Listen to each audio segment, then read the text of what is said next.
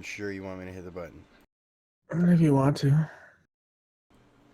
So you're saying I could do what I want then? Well, I mean, yeah. Because I know you love to host and stuff. So I know. You're totally down DTF. for kid number 5, right? Down for kid number 5. Nope. And you need to name that kid, if it's a boy, Johnny.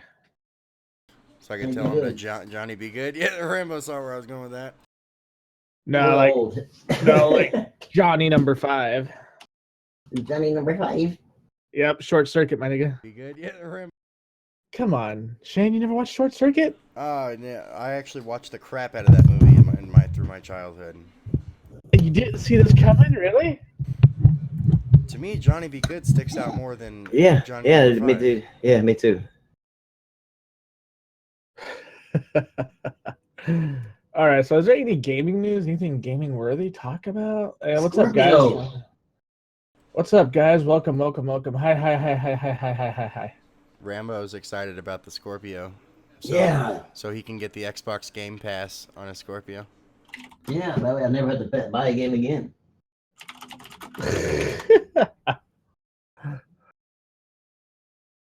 Oh, so Microsoft's doing the whole refunds on digital Xbox games. I thought that was cool.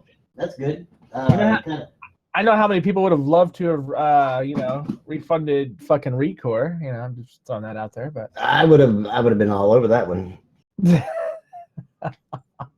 But it's basically the same principles as the Steam refunds, like the 2 hours and. Yeah. Except they go kind of one step further, that it can't be played more than 2 hours from any accounts on your system, like total across all the different people. What happened to Cyrus Martin's channel? Did he shut it down? No, it was deleted. What? I don't know why, but last podcast, I believe, before you got here, or was it last podcast that Rags told us about that? I don't remember. Hold on. Of course, my memory sucks, so I don't know. Why the hell did why would he do that? Did he just got tired of it and left? I actually like Cyrus. I think Cyrus is a pretty cool dude. I don't know what the fuck. Maybe it could just be YouTube fucking up. You know what I mean? I hope that's what it is. Cyrus is actually a pretty nice guy. I don't know why the fuck. I mean, he's pretty nice. Like him. Wait, was that the dude you had in the one-on-one on your channel? Yeah. Oh, damn. Yeah, like we had a pretty good conversation and everything. Yeah. Good thing I got him on Skype. Figure out what's going on. So Cyrus deleted his channel. NoobTube is leaving for temporarily. He's just getting tired of it. But he admitted to trolling though. I mean, I watched some of that video you were telling me about, Shane. It wasn't too bad. He came off pretty honest. He was saying, a lot of the shit was bullshit. I mean, that's whatever. It's all good. I don't really hate the kid. I could never really truly hate somebody over video games. I could hate somebody based on stupid shit, but I could never just flat out, hey, your video game opinion sucks, so I'm gonna hate you. Like, it sounds weird to me. I don't know. Troll or not, that guy like possesses a lot of stupidity. Oh yes. Oh yeah. Definitely. Oh yeah. Oh no questions asked. But I'm gonna be restarting my system, you guys. My updates are in, so I'll be right back. Shane here is hosting, so make sure you troll the shit out of him in the comment section while I'm gone. I'll be right back. Yeah. Well, I have my welcome. You're welcome. Because I'm Jesus. Come on, really? Well then. All right. Well, I figured this restart thing was going to be happening a lot faster than that, so that's why I was like, "Yeah, boy," and then it just didn't happen. Wait, did you get it through the manual creators thing, like where you have to go download the tool and it does it? No, I'm updating it right now through the basic updating thing that they do. Why? because I got it the other way and I had to manually restart my PC. Fuck yeah, you see that flashing turtle? All right, so since that didn't work out that well, and that was a bit of a fail of Exodus, so there's really no other gaming news besides Bayonetta being shadow dropped on Steam. Black Ops 2, backwards compatible. Yeah, finally. But God, Jesus, finally. I'm happy. I fucking love that game. I'm sure there was another controller release somewhere. Aha, Rambo, very funny. Hey, don't be jealous that we can at least get controllers. I mean, you guys have got to fucking cry to your Sony guys to get a variant out. Can you get a controller? This one a variant. Yeah, can we get like a different color? You mean like the 12 that are like you can buy from Best Buy? That's 12 different colors of the PS4 controller. Oh, a color change. That's all. That's all the ones that you're getting. No, sir. Excuse me. Have you not seen the other variants that exist, sir, that do additional things besides colors in your? That do additional things? Yes, sir. Like, what the fuck does a controller do? What more can a controller do? Like, what is it that you? Well, let's see. For instance, the PDP controller, that actually is more sensitive than the Xbox regular controller. So it's kind of like, and it's got the extended paddles on the back end, so you can map those out. So you don't have to spend $300 on a fucking piece of shit. What is it? What were they using? Those Elite? No, not the Elite. Well, that's one of them, but no, the one that Scuff. There you go. You don't have to buy Scuff controllers. You know what I mean? Well, I mean, technically, I mean, since they had the Elite, you didn't have to buy the Scuff controllers anyway, right? Right. Right. But I'm saying, but now they just added you now that they just gave you a different option than their own product. That's fine. PDP Afterglow controllers are actually pretty damn good. So since they gave you one that's more sensitive, is that more geared towards the Xbox? Yeah, it must be. Like we need to give them a controller that fits their personality. There you go. Much like the Sony guys too. The Sony guys are that. Yeah, the Sony fanboys guy. That like they're fucking idiots. Hey Rags, welcome Rags. How's it going, Rags? Things are fine. Yeah, boy. What's going on with you? Anything? Get your wingle dangle today or at all this week? Pound some town? No? Yeah. What? Pound some what? I said pound some town. Yeah, you taking pound some town? Pound some town, Lynn? Pound some town. Yeah. Did you pound some town? Yeah. Did you take anybody to Pound Town? I think it's like, when did you fuck a whole town or something?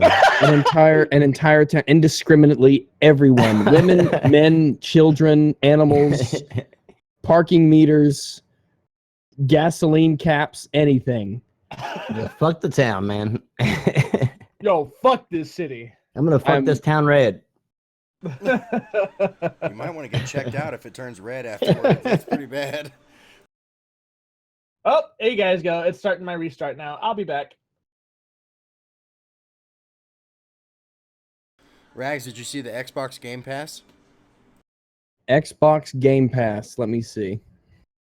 Wait, which Xbox Game passed?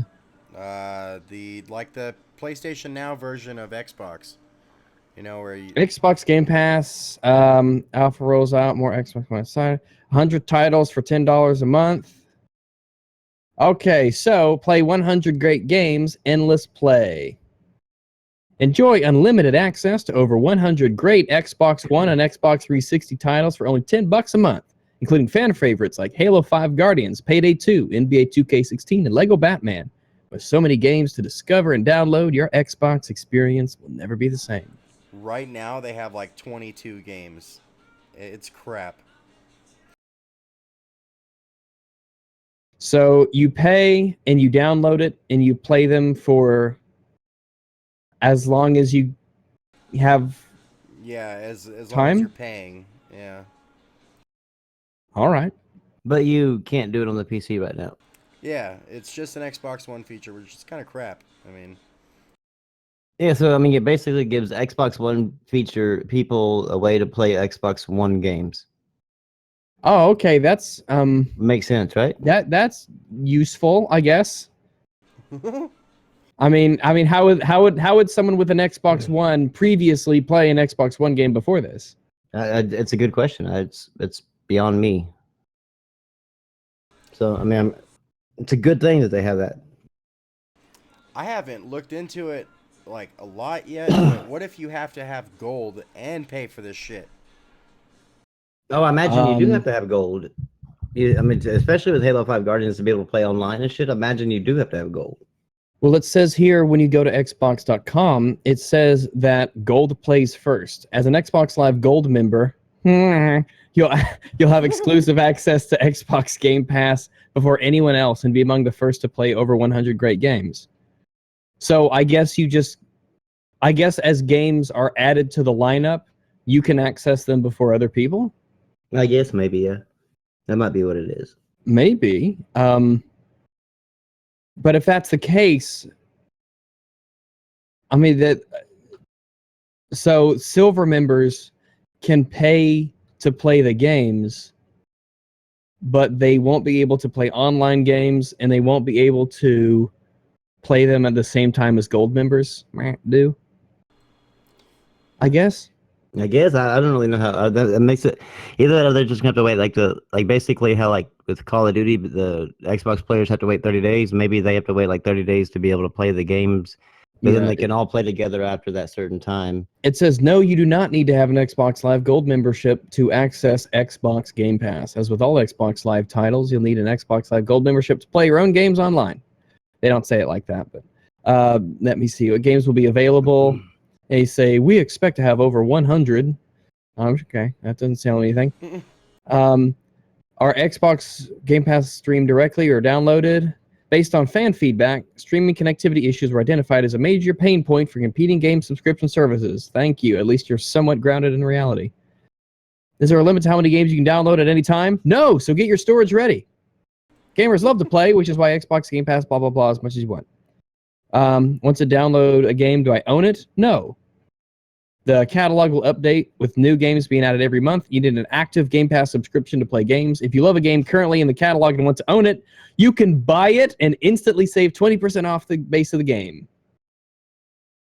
Plus, get 10% off any related game add-ons and consumables while the game is still running in the Xbox Pass catalog. So, no, you do not. But you can buy them in addition to the money you're spending for the Game Pass and the money you're spending on the Xbox Live Gold subscription. Will Xbox Game Pass be available on the Xbox 360? No, only on Xbox One. So my question, though, is what good... I mean, I know that, silver members can access those games, but really, what's the purpose in being a silver member at this point? Considering almost every single Xbox One title is really multiplayer focused. Well, I mean, there's ReCore, and That's there's a touchy subject for Rambo. there's Gears of War has a single player, I'm told. It does, but it's not that long, and unless you play it like on the hardest difficulty to kind of force it to be that long. But the majority of it is focused on the multiplayer. So, I mean, there's Halo Wars 2. Yeah, that's multiplayer mainly.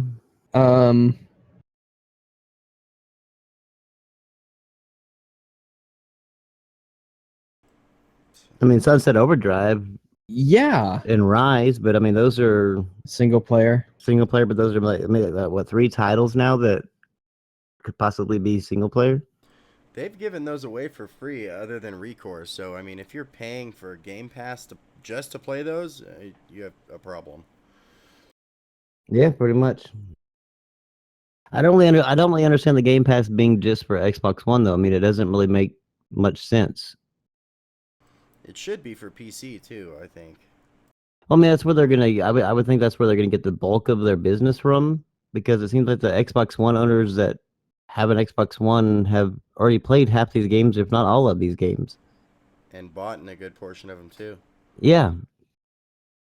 But I'm sure you'll have some Xbox faithful that will not only have these fucking games sitting behind them in their library, or actually on their hard drive as it is already, but then still go ahead and buy into the service. Next gen will have a service, or he'll pay for it just to pay for it, just so Xbox, gets some money.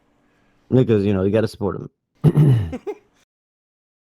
Someone said Payday 2 announced for Switch? Really? Payday 2 announced for Nintendo Switch, yeah.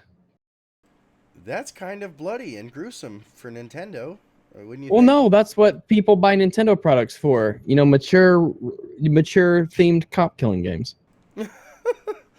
Yeah, that's what I buy it for. It's like shooters, hell yeah, I can't wait for the next Nintendo console to come out. I am a hardcore firearms enthusiast. Sponsored by Nintendo. Did you ever make up your mind if you were going to get a Switch, Rambo, or is it still no? It's still a no. I mean, they've got a really well. First of all, I'm not really interested in Nintendo. I mean, Nintendo. I'm just not really. I haven't really cared about their games since like the NES. But I might still buy one for my wife if she ever decides like she wants one. But like, she started playing Legend of Zelda on the Wii U, and she turned it off and started playing Uncharted. She's going for the platinum on that. She's kind of bored with Zelda. So I don't. Maybe whenever Splatoon 2 comes out, she'll like make me wanna make me go get it. But other than that, I don't see really anything on there that's really going to pull her to it, because that's basically the only game that she played on the Wii or the Wii U was Splatoon. Yeah, to me, it's too much like a participation trophy. Like, they won't do achievements. I mean, not that achievements really matter that much, but they are fun to get. Rename them trophies and... Yeah, but like Nintendo is just, they won't do it for some reason. I don't know if it's because they don't want to hurt people's feelings or what. I just don't care about them at all. I love them. It's like they're so meaningless.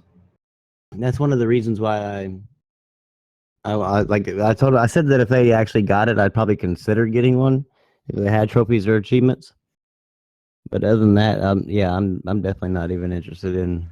To me, they give the game like a small added bonus, like, and it's small enough or significant enough for me to want to play more of that game. Yeah, that's the same here. I mean, and then whenever you see the 100% or whatever, it kind of gives you that sort of like sense of accomplishment that you've actually finished, everything you could in that game. Yeah. Although Xbox doesn't have like a platinum type thing, right?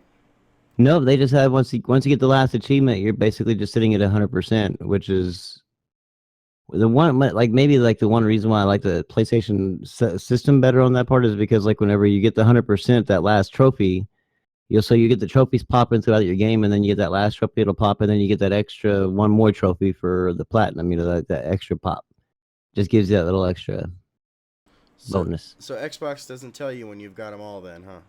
No, like once you get your last achievement, you don't even know that. I mean, you just know that you got an achievement not too long ago, but you don't know if it's your last one unless you're like following along with it. Oh.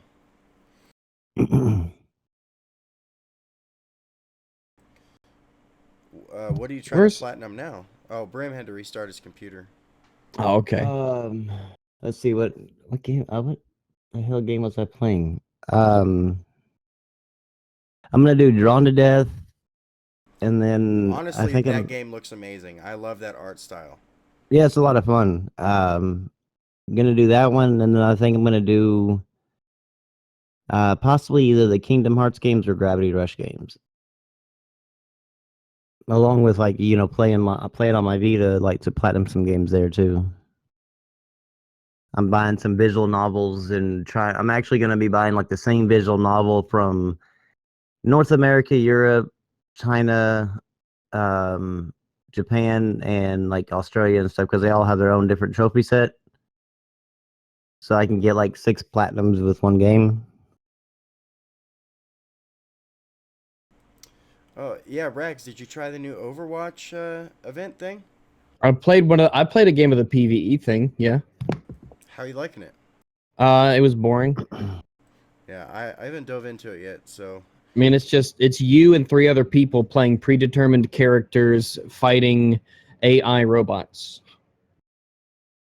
Are the skins at least any good from the event? Some of the skins are quite good. Yeah, some of the skins are quite good. But some of them are wank. Damn. And I mean, just playing against computers is not that fun, really. The same thing with the Halloween thing. Mm-hmm. It just wasn't really all that entertaining because, they're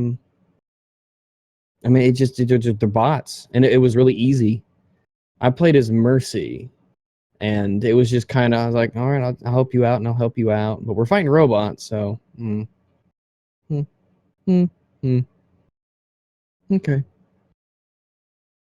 Man. Yeah, I've been playing a lot of Ghost Recon lately. I just can't seem to get enough of Wildlands. I need to try that. I need to actually try to see if I can enjoy that or not. Oh, you haven't played it yet? No, I played the very first mission, like, and I flew back to the house, like, to where you drop off the package or whatever. But then I turned it off and I haven't turned it back on yet. It's noon. Middle Earth: Shadow of Mordor Game of the Year edition's $10 on Steam. It's a great Yeah. game. Rambo Yeah, it's recommended like that to me, and I can't put it Fucking down. awesome game, man. I just got the platinum in the Game of the Year edition, so I got 2 platinums for that one game. Dear Lord. I love that game. Today, I guess that I've been hearing like a bunch of people on Twitter talking about, people are saying that Xbox has no games, but like, where were these same people back in 2014 or 15 when Sony was dry and all that, all these different things. So I was actually, I just made a Google Doc about with all my lists and stuff, or my list of games in there, and I was noticing there was like a lot of exclusives. So I was like going, okay, well, this is kind of interesting, like, I'm just gonna go, and while I'm going through here, pull out the exclusives. Well, like, it filled up like the floor behind me, like just tons of games behind me. I'm thinking, okay, well, this doesn't seem like that, like, it was ever dry, because there's a ton here. And so I started going through the list, and on each console, like, talking about, like, figuring out which ones are retail exclusives, because that's really the only ones that Xbox guys count. Like, they don't count the indie games or the ones that are just. Why? I don't know. They apparently they don't count as games. So I just looked at the retail, and in 2000, this was kind of like an interesting look into things. In 2013, when the consoles launched, Xbox launched with 7 or 5 exclusives retail, and Sony launched with 2, which that was, less for Sony, more for Xbox. Well, then it kind of changed. Like, in 2014, like, Sony ended up having like 3 more than them, and then in 2015 it was like. So, like, Xbox, I remember this is the year that PlayStation apologized to its players for having a sparse year. Xbox had 6. Sony had 1, 2, 3, 4, 24 exclusives. And then it just kind of got worse. And so I looked at the list, and I thought, well, this is interesting, because when I got to 2016, there was like just a ton of them, 48 retail exclusives in just 2016 for Sony. And I saw it kind of got me looking, so I added it up, and from 2013 until all the games that they have talked about releasing this year, talking about like Forza 7, Voodoo Vince, and all these different games that are coming out this year for Xbox. I added all those up from 2013 till the very end of this year. They have 36 retail exclusives for the entire generation.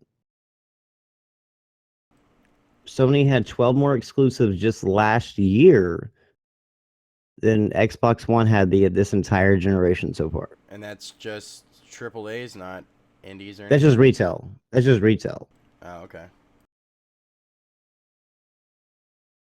Either way, That's not even counting the VR only titles either. That's And so it's just games that like everyone that owns the platform can play, right? yes. And that it was just surprising, like, where are they? I mean, there's a reason why people are saying like the Xbox don't have any like exclusives or whatever. They say they don't have any games, but I mean that's what they're meaning. And it's because it like every year it started off with like 5 exclusives and it kind of went downhill from there. It started off the generation like with 5 in one, one little small little time frame, and then it went from like 5 to just kind of downhill from there. And so it's just, I mean, people are now, I guess, like that's the reason why my Twitter has blown up, that and the fact that Star Wars Battlefront 2 trailer got released or leaked. Is it any good? It looks pretty good. It looks like it's going to have a pretty good single player. Is it gameplay? Then I couldn't be fucked. I think it is. I think there might be some gameplay. I'm not really sure. I can't remember exactly everything about it, but I just remember it was a pretty good trailer. It seemed like it's going to be better than the first one. Based on me playing the first one and then not having a story, and this one's actually going to have a story for one thing. And then I saw at the very end it said like the Force is with PlayStation, and so Oh boy. that means Call of Duty, Red Dead Redemption 2. That made Rambo's dick hard, I bet. Well, no, just I put on there like I put a picture, like a screenshot of like a PlayStation logo or whatever, and then I put like the 4 major games that are releasing this year with their kind of their logos on the piece of paper or on the background, like for Call of Duty, Red Dead Redemption, Battlefront 2, and fuck is the other one? Red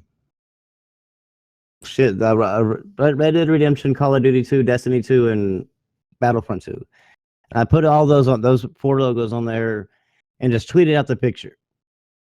And it stayed quiet. Like not really too many people. They were retweeting it and stuff like that. But that's basically all that happened until today, whenever some Xbox guys like came in and oh god, like they're bitching about like you're bragging about like they were asking me if I was bragging about like marketing rights, and I was like, well, I'm not really bragging. I was just basically saying that these games have the marketing rights with PlayStation, and that was it. I was like, there's nothing more, nothing less. It was just basically stating a fact. And then somebody was like, so how does this benefit you? And I was like, well, I get to play, earlier. And he's like, well, it doesn't benefit you. It just makes us have to wait longer. And I'm like, well, if you had a problem with like early DLC, it seems like that you should have complained last generation whenever you were actually, Microsoft's the one that started the whole thing. Mm-hmm. And I mean, you saw that with Crap Gamer's whole Destiny thing. Yeah. Like, oh, well, yeah, with shoes on the other foot now, and it sucks, doesn't it? It sucks, and you wish it wasn't a thing. Isn't that? Yeah, I know. It sucks, doesn't it? Kind of too late to go back on that now. And somebody then were like replying, going, well, the joke's on you because I'll play early EA access. And I was like, yeah, but okay, that'll only last you 10 hours. But go ahead, I guess. I mean, that's cool. Congratulations. Like, it doesn't really bother me that you're going to play it 10 hours early, but 10 hours early. Yeah. It's like, sweet. I'll just take a nap or I'll go to work. And when I come back, it'll be like 10 hours that's not even half a day. I think they get like 7 days, but you can only play 10 hours of content in that 7 days. Oh, okay. So you get, But sometimes it's not even 10 hours. Sometimes like with Mass Effect, it was 2 missions. And I've got so many, and the thing is like, this is such a really petty thing in a lot of ways because I've got so many games to play and there's so much to do and there's so much on this system that I was like, oh, you can't play a game. You have to wait another week for this game. Well, I've been waiting God knows how many months or a year plus for it. I'm fairly certain that one more week isn't going to be a huge deal. Yeah, pretty much. I mean, gonna be end of the world as you know it. Yeah, the 1 week thing, like the EA Access thing, doesn't bother me. Like the 30-day thing isn't really like a game changer because somebody said, well, apparently since you're for it, that means you played on 360 last generation. I was like, no. I said this is where this one kid that I just kept talking to all day today, like about different things. This is kind of where he like goes into left field. Is that simply because I I was saying something like this means I'm like, just co-signing it forever. I was like, third party games aren't like really the reason why I game on console. If third party games were the reason why I gamed, I would be on PC totally 100% because that's where the better versions are. That's where I can get access to everything. Third party games are kind of like a bonus to me. I've always I game mainly because of the exclusives on the console. And so therefore, like if like Uncharted and all them, like if they went all over to PC, I wouldn't even think about even looking at a PlayStation. If they went to Xbox, I wouldn't look at a PlayStation. If they went to Nintendo, same thing. It's just like this is just like with with the third party content and actually having the extra content or earlier content. It's just like an extra bonus, to being there, because it's like you get the great game, the great exclusives, then you also get all these extra content as well, or earlier content in some cases. Like why not? I mean, why not be happy about that? I mean, that's cool. I mean, but I'd much rather as a gamer actually have earlier content than just resolution. And it mainly really affects me like with Destiny, because of course get that 1 year difference. 30 days really isn't that big of a sit and wait, like what kind of like Rag said is like that I've got plenty to do and plenty to play that would keep me busy for 30 days.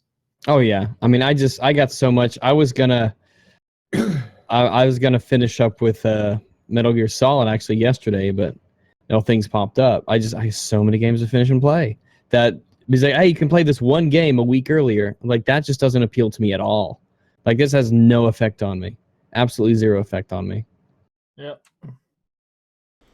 Yeah, these sales don't help either. I mean, I'm not sure if Steam is doing a spring sale, but I know Xbox is, and PlayStation might be. Are they, Rambo?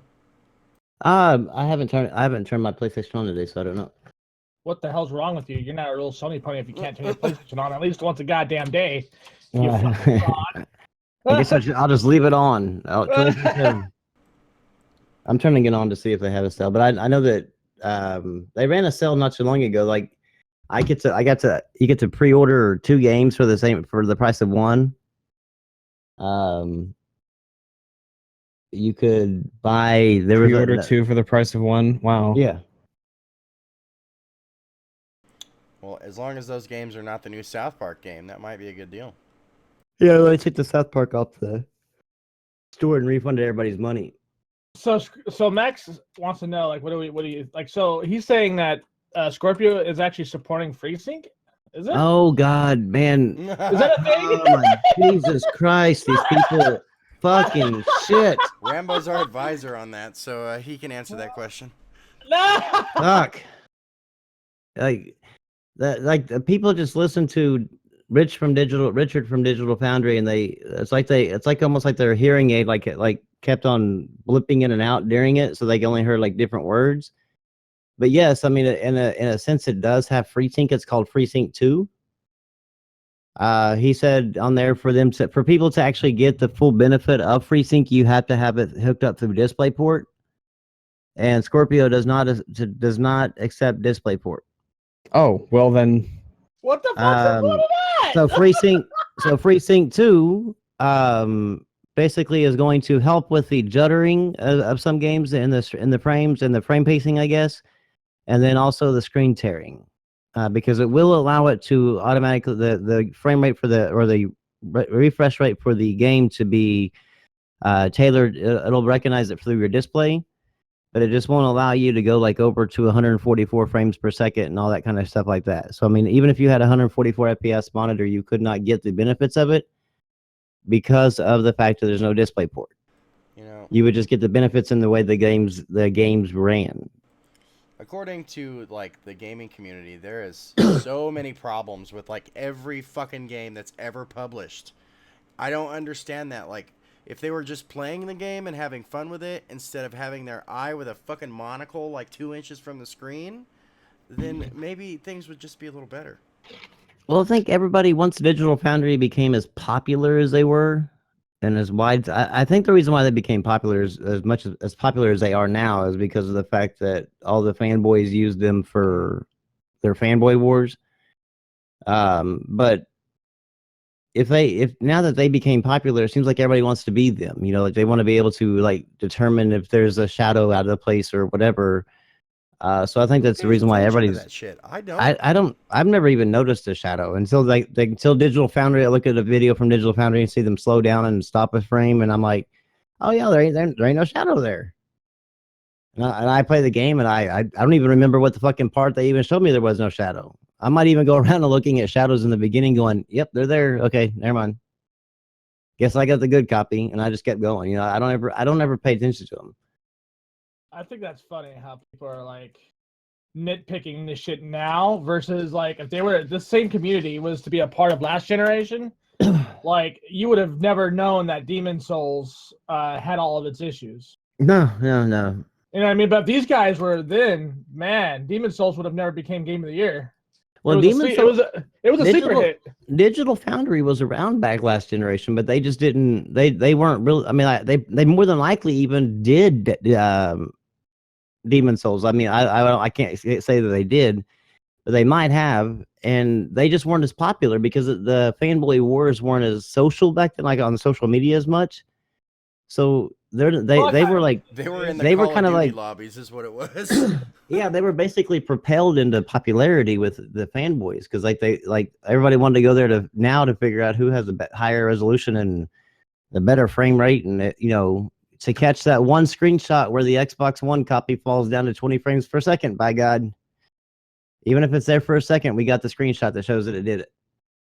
You know, it's just some stupidity. The reason why that they're as popular as they are. I mean, I like what they do. It's cool. I mean, it's cool to go watch and listen to them. But as far as like when I go to play the game, it doesn't affect my ability to enjoy the game.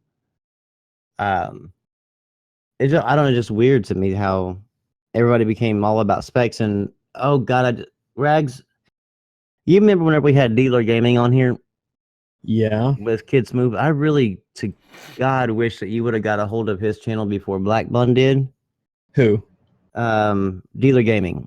What did he do this time? Well, Dealer Gaming went on that podcast or whatever, and they had this huge thing or whatever, you know, back and forth. Well, I guess that ended up making Black Bun go check into like what Dealer Gaming knew.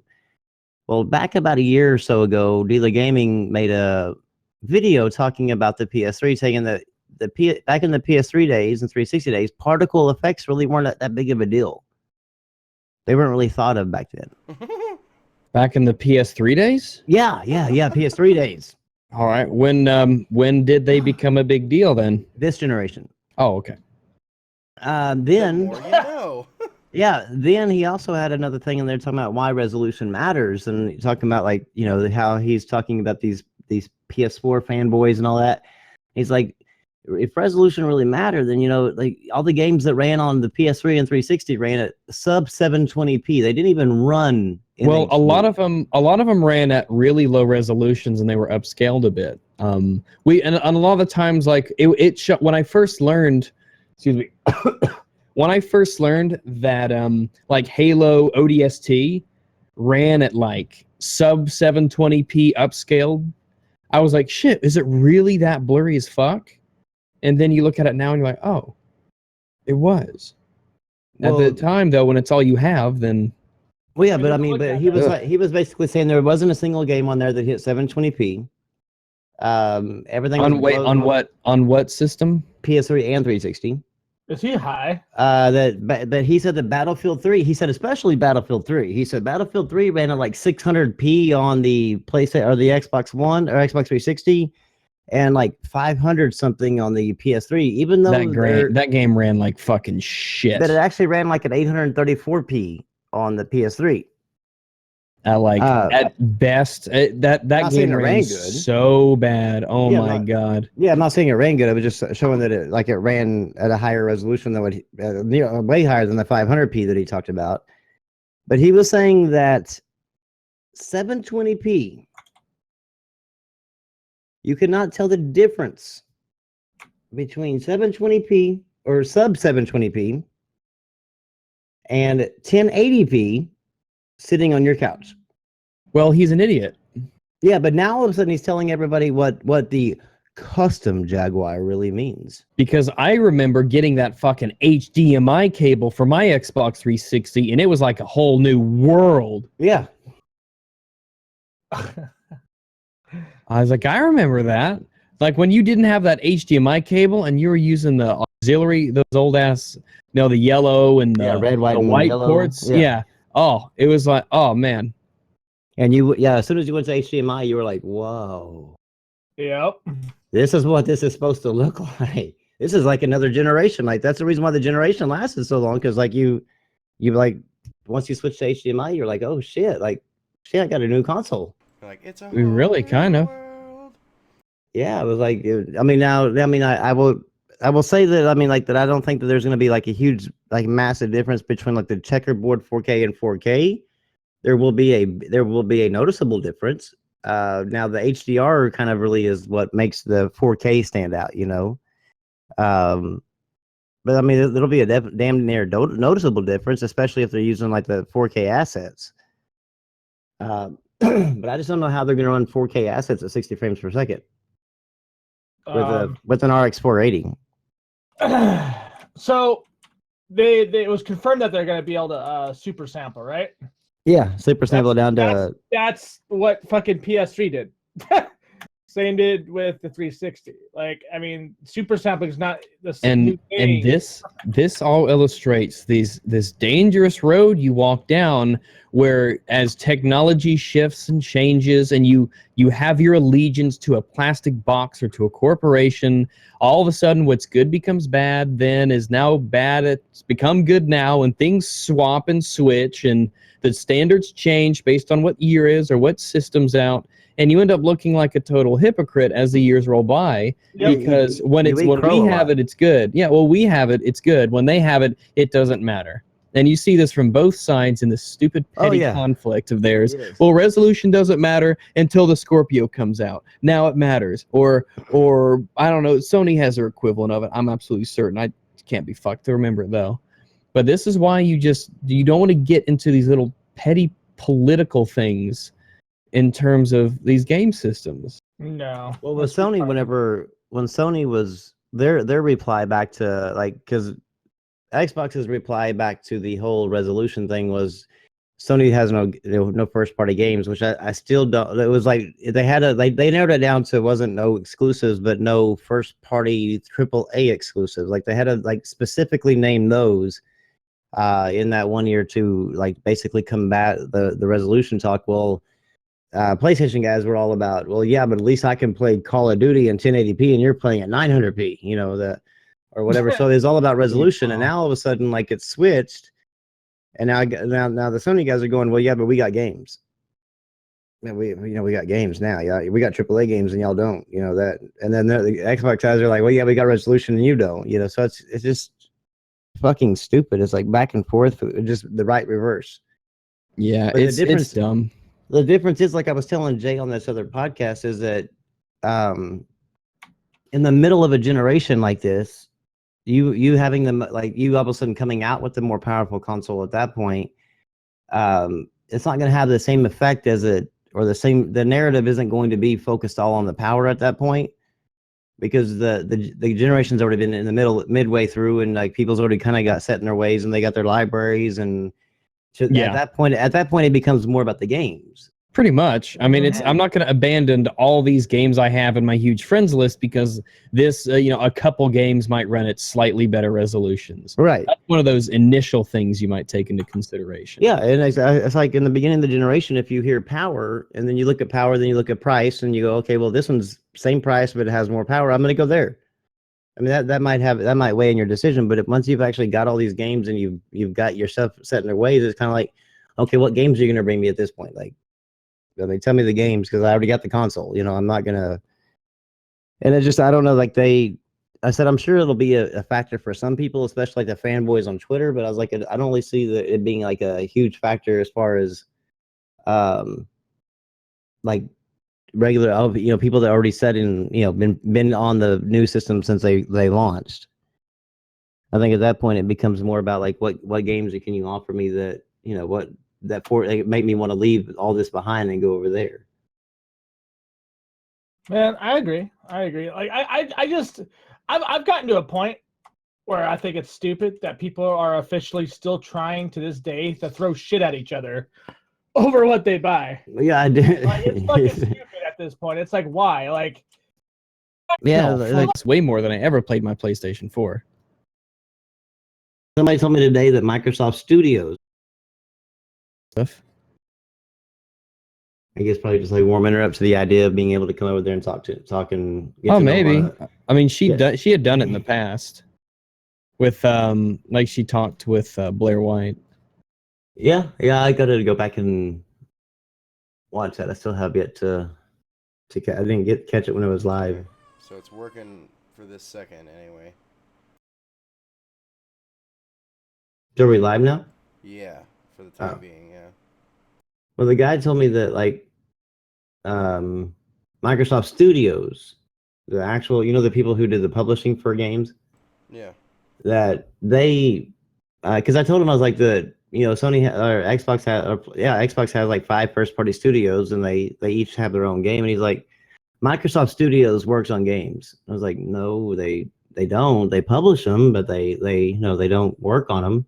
Oh no, they even work on third-party games too. And I'm like, Mhm. yeah, and it's like, no, they really don't. They don't. It just doesn't happen.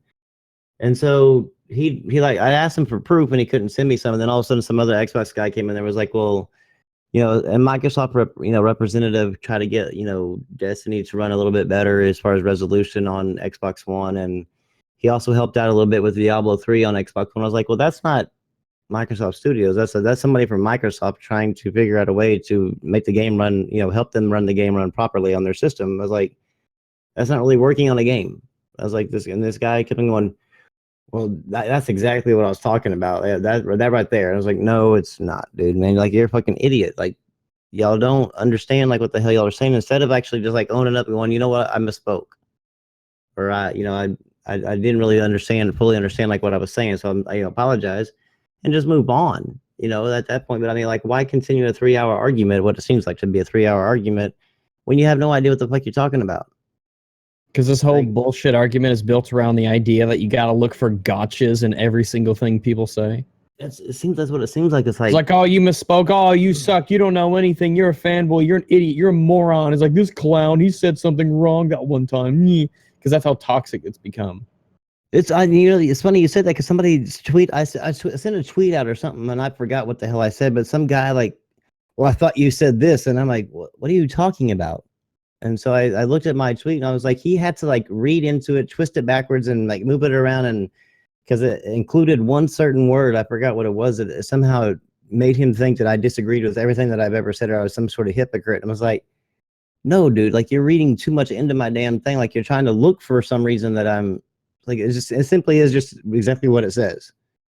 I don't have like some sort of subliminal messages in my tweets, and all these people like that. That's exactly what he's looking for. Like a gotcha. Like, I knew you were you're a fake. I knew you were like lying about this shit. Like, no, I'm not. It's not lying. It's just these people. You can only do so. You can only handle so much. I just end up eventually just not signing out of Twitter, but just not going to it. It's like you get drained from these mental gymnastics and the stupidity. Yeah. It's all a bunch of people. It's all a bunch of little people with their 4 friends trying desperately for that one time you misspeak, or that one time you say something wrong, or you mishear someone or misunderstand somebody, and they treat it like it's huge fucking roast because of that one thing you misspoke on. Yeah. And it doesn't help anybody, and it doesn't make them any better or smarter. It's ridiculous. Yeah, and then that your tweet becomes a screenshot around, shared around everybody, and then you end up getting. It's like, I remember that time a year ago where you misspoke. Oh, what a fucking idiot. Now, you see, this is why people don't take this crap serious. That's why some of us, we get to a certain size and we move on with our lives. Like, I'm big, you're not. There's a reason I got to that point. It's because I eventually got out of this petty bullshit. And I moved on with my life like a normal human being. Yeah, I mean, I typically like I've quit like jumping into conversations like to correct people or whatever. I've quit doing that, and I've just kind of like just been sticking to like my own, like just tweet out something, and like it doesn't stop anything. Cause like people are, I don't know if people are following. They're not following me because I always check to see like who these people are because I've never seen them or talked to them. So I don't know. I guess maybe they're since I know they liked that one of their friends liked my tweet or something like that. It pops up on their feed and it kind of just trickles on down.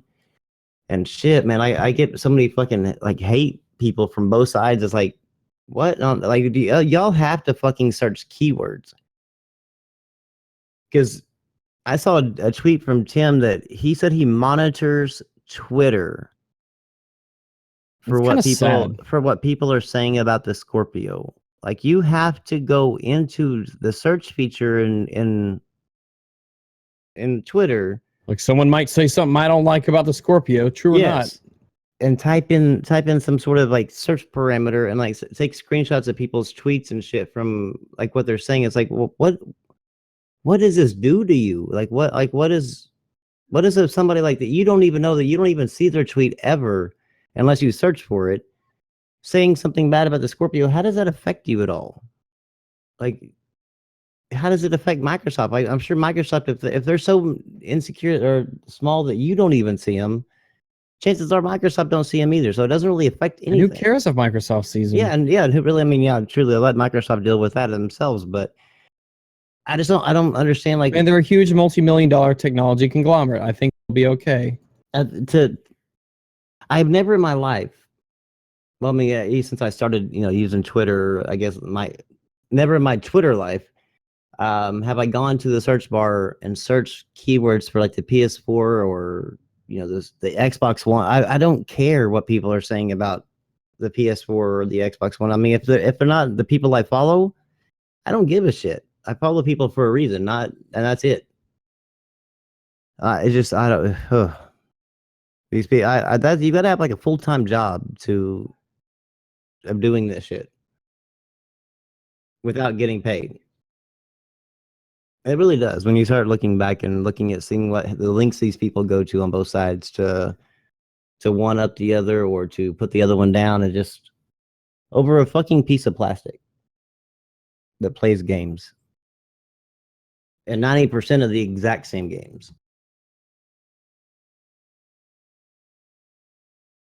I can only imagine what the console wars would be like if it ever went to like the Rags' kind of thought process, like to where all the games are basically on every platform. And yeah, it's like, what would they do? They would have to find something to fight over. Like, motherfucker, I got Hulu.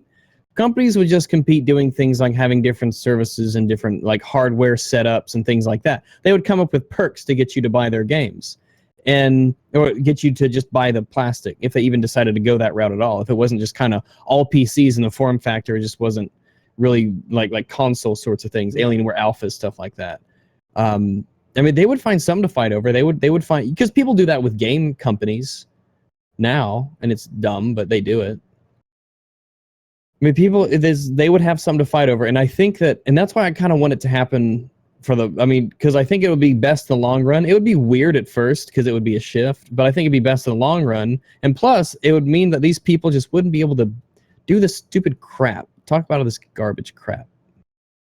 I mean, it'd be interesting, but I mean, like I said, I think that if like Sony and Microsoft stayed in the business to where they just, and then you had to compete on services, it would switch from, I'm 4K, you're you're sub 4K, you're this to I get 30 days early access onto my favorite show on Netflix versus yours. I mean, it would be they would fight over some stupid other. Yeah, they'd find something to fight over instead of just enjoying I'm really not, because when people, because I guess because of how I started off, especially, and what I do,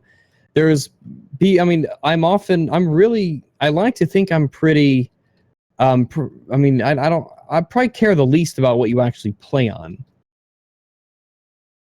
Well, according to the console community, I can tell you that you definitely don't like people playing on console. Apparently, I just hate it. I've asked people like so many times, like, well, he spreads misinformation about consoles, and I'm like, I don't even know why they even bring you up, to tell you the truth, to me, because I mean, like, a lot of them don't even know I'm even on this podcast with you. Like, they don't follow that, and so when they bring up Rags, they're like, well, unless you're like Rags and that wants, that thinks that consoles are, anti-consumer and they're just terrible and people shouldn't play on them. Like, really? I was like, where did Rags say that? Like, because I just happened to be like on the podcast with him, so I kind of know him pretty well, and I've heard his content pretty much, and I want to know where he says this. And they're like, well, he says that exclusives are anti-consumer. I was like, well, technically they kind of are. And I said, he's really never gone after first party exclusives. He said he kind of understands. I was like, but it's more about the third parties, like the Neos and the Niers and the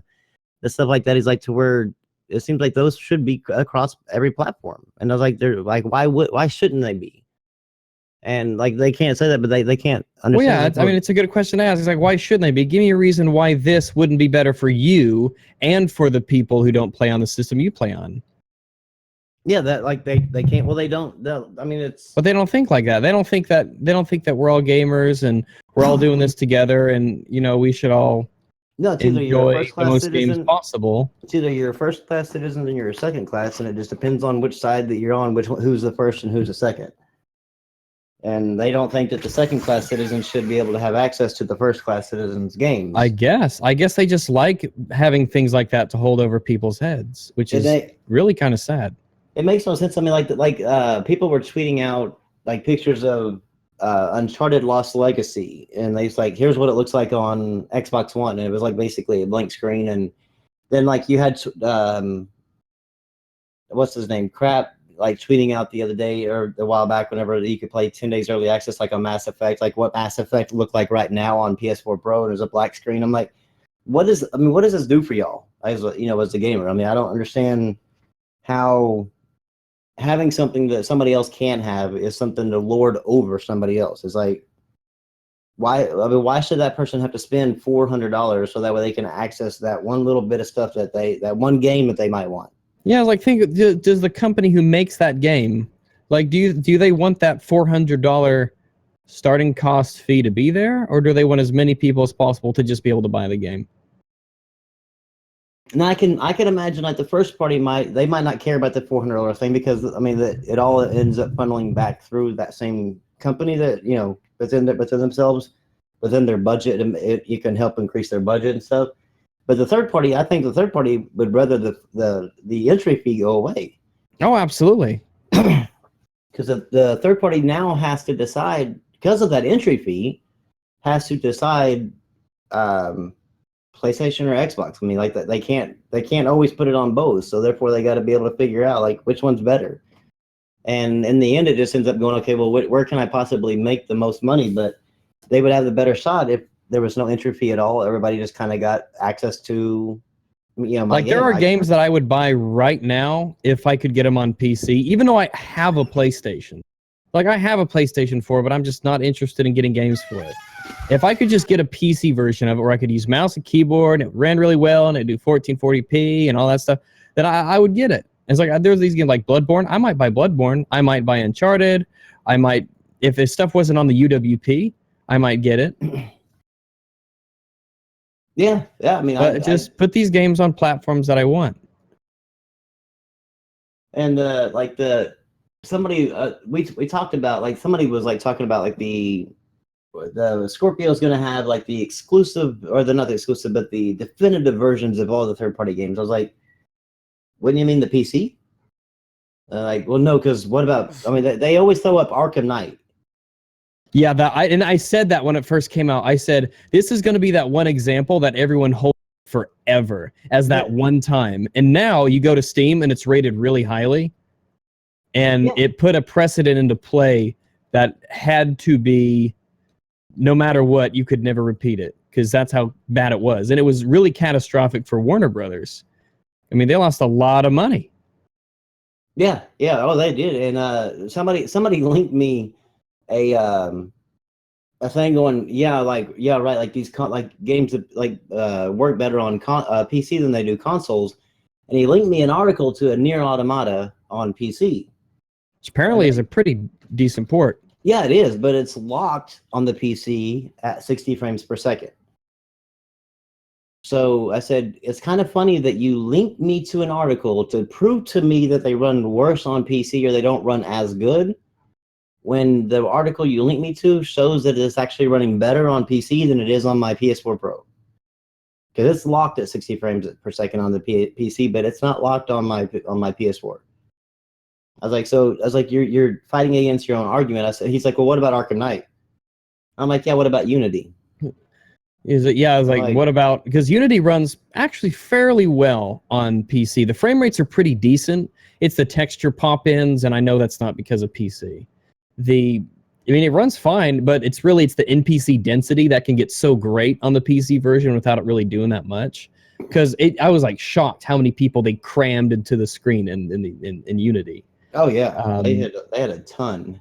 Here, let me go to But on the console, people were missing their faces and everything else. And yeah, man. It's like I was like, you want to point to one game, I can point to one game. It's like and then what about? But I guarantee you, if you want to do this tit for tat thing, I guarantee you're gonna run out before I. Oh yeah, and so you don't want to start this because you'll finish way before I do. Well, not to mention, like, whenever it comes to that, I told him, I was like, you do realize that even whenever you get a forum that says this PC port is trash, this PC port sucks, like whatever, it's like the game actually still runs better than the console version. Yeah, it's just our level of standards are so much different than yours. It's like you get a game that runs at 30 FPS, 900p, and that's fine for you. For us, that is like the worst thing imaginable. Like that's unacceptable for us. That would be on that. That would be on that. That would be on that list of terrible ports if it ran 900p and 30 FPS. And they don't understand that. They think that somehow signifies like the games are running terrible on PC. And I'm like, yeah, we're living just by an entirely different set of standards that you just don't get. Like on the stream the other day, I was talking to No Bullshit, and he said, you know, you're one of the people, Rags, who got me into PC gaming. And he said, I just got a 1060. And it was so much insanely better than his Xbox One. It blew his mind. Yeah, that's the thing is people are not understanding. Sorry if my door is loud. People are not understanding that. Like somebody tweeted out to Tim Dog talking about, can you imagine Quantum Break at 4K? The 4K, I cannot wait.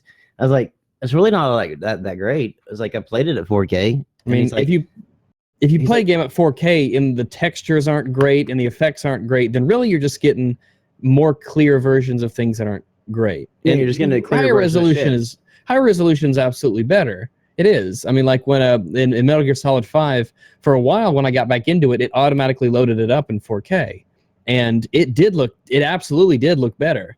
But I was like, I'm gonna go ahead and no, I did keep it. Yeah, I think I am keeping it. I don't know. I forget. It's been a while since I messed with it, but I think my Metal Gear Solid is running in 4K right now. It's not technically native for the display because the display is 1440p technically, but it's doing everything in 4K, and it looks really good. But it's not like a huge game changer. No, I mean that's what people aren't realizing is that there's not a huge game changer between like the 1440p and the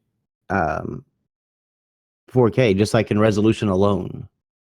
Yeah, I mean, and when you talk about how you're talking about increasing it by, 1440p is, 4K is 4 times 1080, basically, 4 times the clarity of 1080. Yeah. So you have, I would much rather run games at 1440p on Ultra than I would at 4K at low. Yeah. Oh yeah, easily. Yeah. Easily, without a doubt. That's why I keep on trying to tell them is like this 1800p on PS4 Pro, like checkerboard to 4K. That's the reason why it's not going to look that much different to native 4K, just as far as resolution goes, because of the fact that it's almost like once you get to a certain point, it's like walking outside and being able to tell the difference between 90 or 100 degrees and 110 degrees. They're both fucking hot. Yeah. Yeah, one's hotter than the other, but really, once you get to a certain point, it gets kind of... Yeah, I mean... it's like, oh, well. 1440p is clear. I mean, it's like very clear as day as far as like clarity goes. But I mean, then to jump up to 1800p is a little bit clearer than 1400p, but 1440. But I mean, kind of get the gist. But I mean, when you go to 4K, it's like the clarity really is just a little bit clearer. I mean, it's not like something like this life-changing, oh my God, I can't believe this difference. I mean, I can't believe I was playing in 1440p. You know, that's not Yeah, that type of thing. 1440p is called 2K because it's about twice as many pixels as Yeah, I 1080p. had somebody Yeah, tweet me like going, "Why didn't they just go with 2K or 1440p?" I'm like, yeah, because 4K is a buzzword that people buy into. Yeah, but I'm thinking also that it's because TVs, like Private to use consoles, TVs, yeah. consoles are primarily hooked up to a TV, and there's no Yep. TV that you can go out and buy that's 1440p. And Yeah, that it's would, just jumped up to 4K. yeah, that would promote everybody. If their console was a 1440p console, that would promote people to go look for a 1440p TV, and they would be like completely like lost when I went there. But By the I way, don't. on Steam, Arkham Knight on Steam has recent reviews are 86% positive. Damn. I mean, I know I ran that thing at 4K whenever I had my 980 Ti, and I mean, it ran like a charm. I mean, like compared to what it ran at launch. But Yeah. I even need at to launch, get a drink just a second. Shane, are you still there? Yeah. Yeah, even at launch, didn't Arkham Knight actually run better than it did on console? No, I didn't have a problem with it on console because that's where I played this Arkham game, this last one. Yeah, so I played mine mainly on PC. I started it on console, and then a new game came out, and I was like, yeah, I started playing a new game. I got the ADHD buzz going. And then when I got it on PC, I tried it on PC and I played it for a little while. And then, of course, another new game came out, so I had to play it. So, but I never had a problem on either one really. But of course, that mine on PC was after it was fixed. But I know they had to pull the game from PC. But my understanding was that you could still, if you had a powerful enough rig, you could still play it. Yeah, you could always power through the problems, but the average rig couldn't. Yeah, that's what I was trying to make these people understand that are touting the Scorpio is that once you get to a certain point in power as far as your PC, this list that you send me that shows me all these problems that these PC ports are having, you don't really notice them whenever you have enough power. Yeah. Because you just power right through them. I mean, yeah, the game might run at like, sub 60 but still above 30. Yeah. And, eventually when it's optimized, you'd be like, "Oh, okay, now I can see the small difference," but in the, time frame or in the meantime, you don't. I mean, yeah, and I was like, somebody was talking about the Quantum Break. They were like, "Yeah, but it ran like shit on PC." And I was like, "But you don't understand." I was like, "I was still playing at a better version than what y'all were on consoles. Yeah. Y'all were playing at sub 1080p at 30 frames per second." I said, "I was still. I mean, granted, the game ran like shit, but I was still able to play at 4K, 30 to 45 frames per second, and that's still a hell of a lot better than your sub 1080p at 30." I was like, yeah, I mean, I couldn't run it at 4K 60 like I should have been able to, but I ran it at 4K 45. But y'all were running it like less than 10K or less than 1080p and not even a 60 frames per second or 40 frames per second. I was like, so I was like, people don't understand like the PC has always got the definitive version. Like, so this touting the definitive version is just really not the way for them to go, not the hill for them to die on. Yeah, I mean, as far as frame rate and graphics and stuff, if that's what makes a definitive version, then yeah, I think that's what they're using as the definitive version is I think they're actually using just resolution. They're not even using frames per second. They're just using resolution as like touting the definitive version. I'm like, when you really don't want to go there because I mean the PC would kill the fucking Scorpio. Yeah, but like a game could suck like 10 Ways to Sunday and run at 4K and still suck compared to it's like it's like it fucking doesn't matter what resolution it is if the game sucks, it sucks. Yep.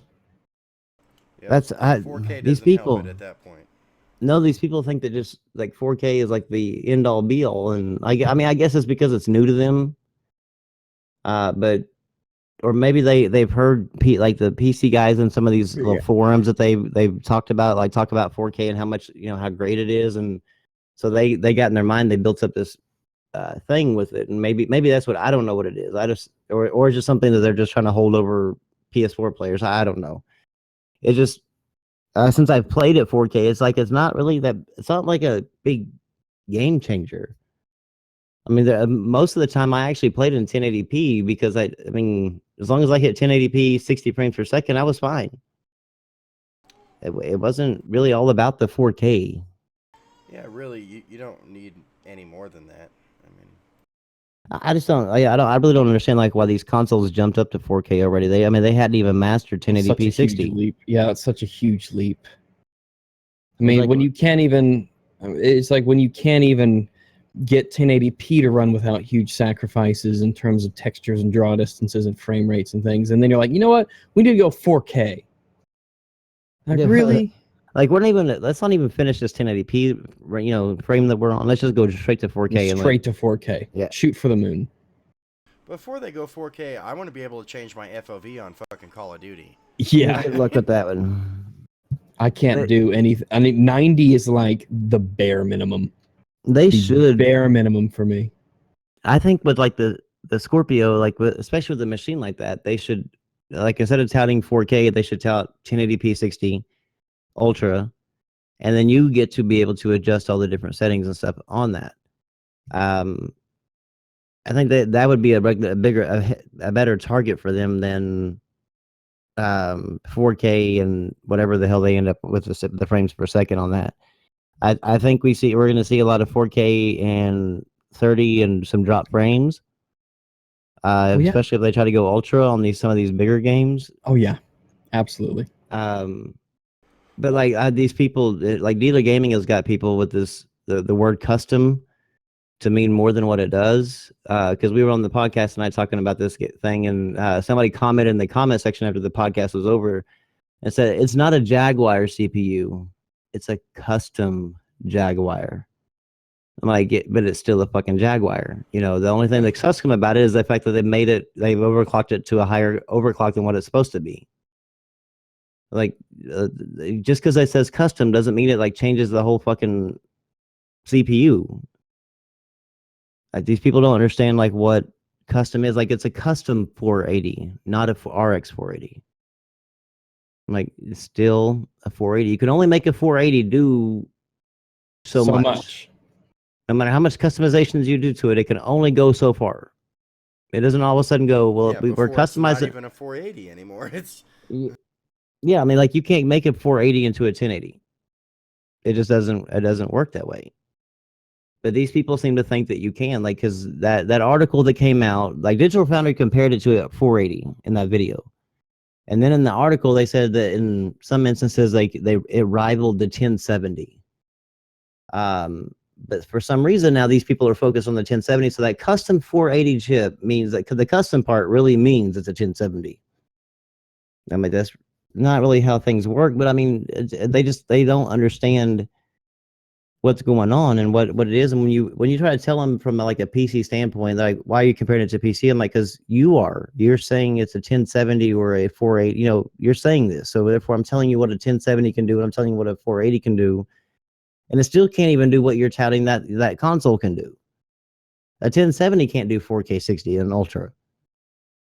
But somehow, like, Microsoft has worked its way and worked a magic that some sort of secret sauce that this console can do more than what any graphics card on the planet can do.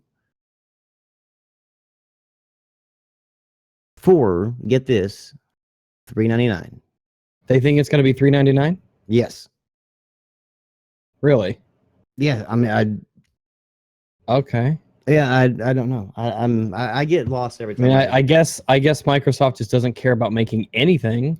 No, I mean, I think that they're like really banking on the fact that people are going to come over there and buy software from them, because that's about the only way they're making their money. Because that's a huge loss if they do. Oh, it's so puzzling with these people, and like how they're so out of touch with technology, but they call you all these names or whatever if you're trying to explain to them what the technology is capable of. It's like I'm not hating on it. I think it's a great console, but you're setting yourself up for like to be ridiculed the rest of your time here on YouTube or Twitter, because you're making claims that are just impossible to hit. No one will make fun of you if you just say what it is. Yeah. Just say what it is. And I mean, if that's exciting for you, then more power to you. They could put That's fine. They could have put a 1080 Ti in that damn thing, and it still wouldn't hit 4K 60 Ultra on every game. I mean, 4K is no joke. It would get closer, but it still wouldn't hit on every single game. And they don't seem to understand that. They seem that for some reason an 11 teraflop GPU cannot be compared to the GPU that's inside that Scorpio. It's puzzling. And for some reason they think DX12, that this DX12 thing that is intertwined into the making of the Scorpio is what's going to be the secret sauce that makes this thing possible. They understand that DirectX is only an API, right? They understand that DirectX 12 makes some games of mine run worse, right? Yeah, no, they don't understand either one of those. They think that I think even Dealer Gaming or somebody, one of them said that they installed this DX12 chip on the CPU. Well, yeah, it's a chip to make the DXs run more. Yeah. Why would you have 11 DXs when you can have 12? Yeah, it's so fucking like. I mean, percentage-wise, it's not a huge increase, but you get an entire one more DX. Yeah, I don't. Oh god, it's just so frustrating whenever you try to explain to them that an API isn't like a piece of hardware that they just screwed onto the board. That they just. This ain't no PC. Oh yeah, apparently on console you have to actually put software into hardware, and then install that hardware. Like you can't just, install the software. It's so frustrating. It's these people, and I try to explain to them like, DX11. If you take a game off of Windows 10 that's mandatory running DX12, and then you compare it to the exact same game running on Steam with DX11, I said you're going to get better performance on the Steam game. Yeah, I mean the DirectX can have an effect, but just sheer raw power is that's a bigger deal. Yeah. Like they do get that DirectX is more for developers than the actual player, right? No, they don't. No, they don't understand that. Okay. I mean, it's obvious that they don't from their replies and their tweets, but for some reason that they're back. Remember back in the beginning of the generation, whenever they were touting DirectX 12, like when it was releasing, it was going to be this game changer and blow. Yeah. Well, they're back on that again. Like that's what's going to blow the Pro out of the water is full circle. Yes, the DirectX 12 is like the secret sauce again. And we've learned so much. I just want them to go play a game on the Windows 10 store. I was like, then play. I know it's not exactly the ideal way to get into PC gaming, but yeah, but I mean, go play on that. I was like, go play Rise of the Tomb Raider on on the Windows 10 store DX12, and then go play it on Steam. It's like, you compare. There's a big difference to me. It's like DX12 can make up for a little bit, but it can't make up for the PC's power. No. I mean, like No Bullshit was saying, he just had a 1060 and he said it was shocking the difference. The way everything looked, the smoothness of everything. Yeah, but I guarantee if he went with that 1060 into the into the Windows 10 store and played one of their games, I guarantee he'd be wondering if something wrong with his 1060. Yeah. Like Microsoft, you can it's okay to make just games and sell just games.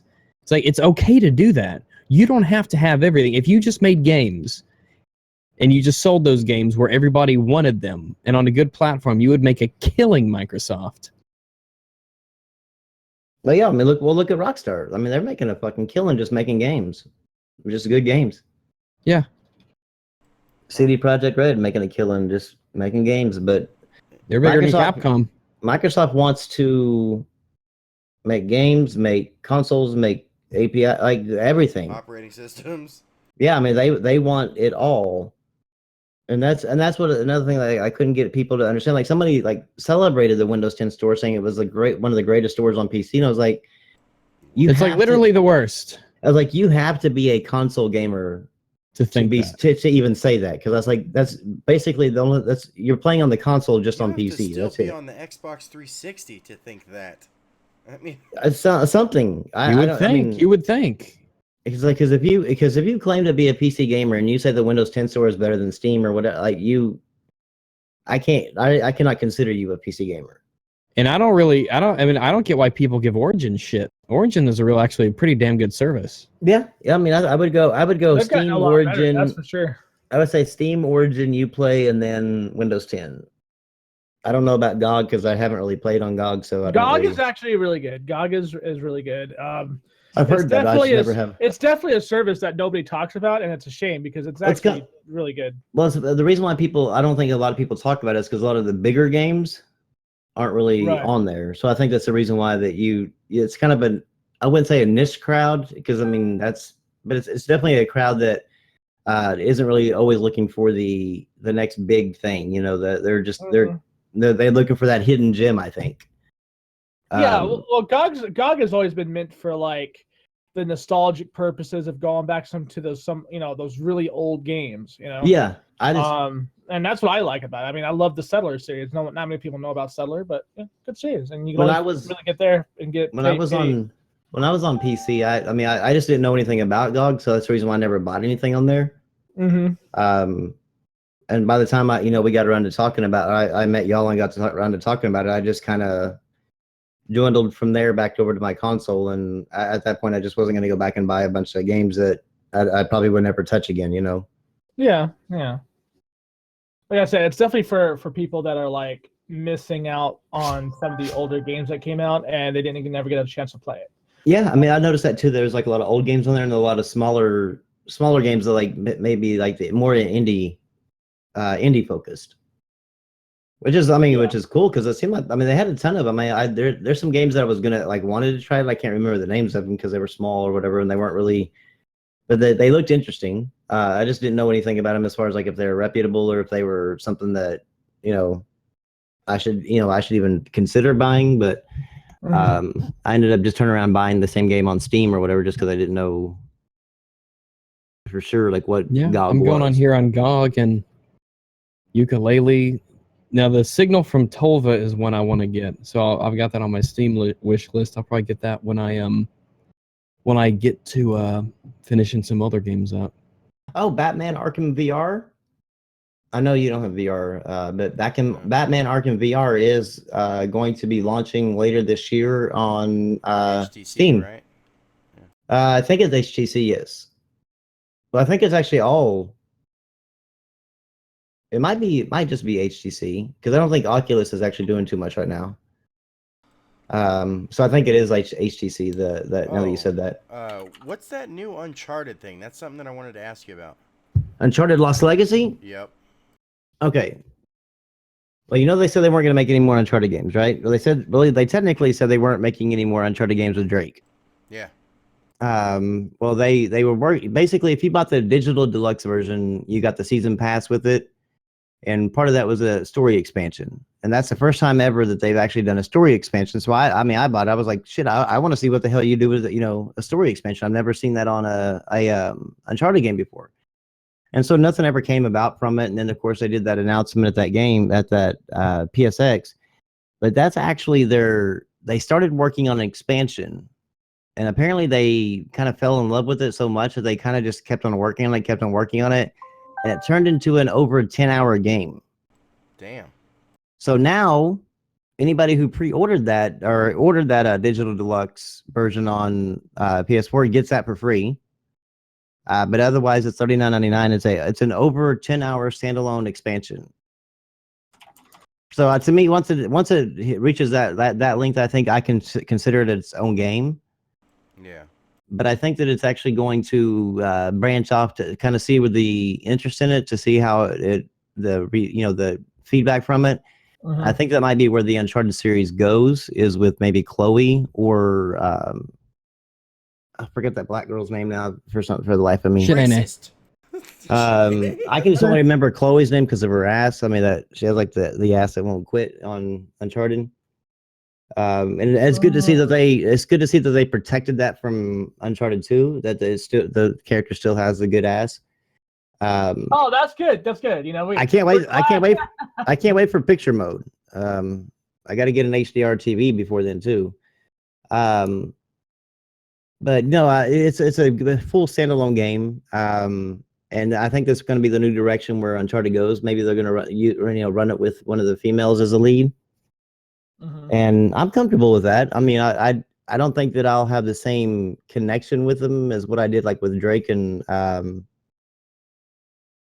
the team. You know, like I don't think I'll have the same. I might develop the same connection over the course of time, but I'm interested to see how they take it with them two as the lead.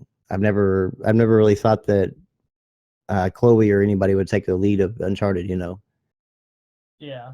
But definitely something I'm looking forward to. Now that also makes me wonder, when you have a game franchise like Uncharted, and it's coming up, but you announce the release date's after E3, but you announce the release day before E3 ever even happens, and a trailer and all that kind of good stuff, and all the different pre-order bonuses and everything basically about it. Yeah.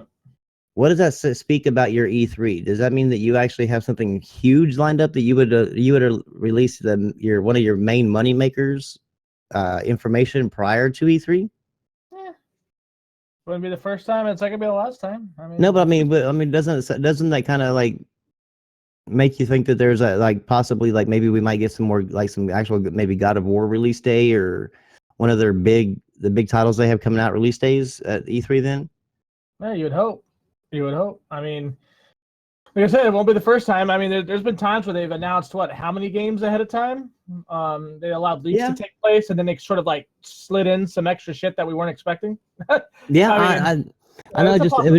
It's just weird that they did it with the. I mean, I know they've done it with other games, but I mean, just usually their big money makers like the Halos or the Uncharted's or the Gears or the God of Wars or whatever. They kind of stay closer to the chest until the maybe the week before the day, something like that, but never to the point where they just kind of release it like a casual release of information. So it just makes me wonder if they have a pretty big surprise for us at E3. I'm kind of excited because I really want God of War this year. Yeah, I want to see that. I want to see how they change the whole atmosphere of God of War and see how well they did with it. Yeah.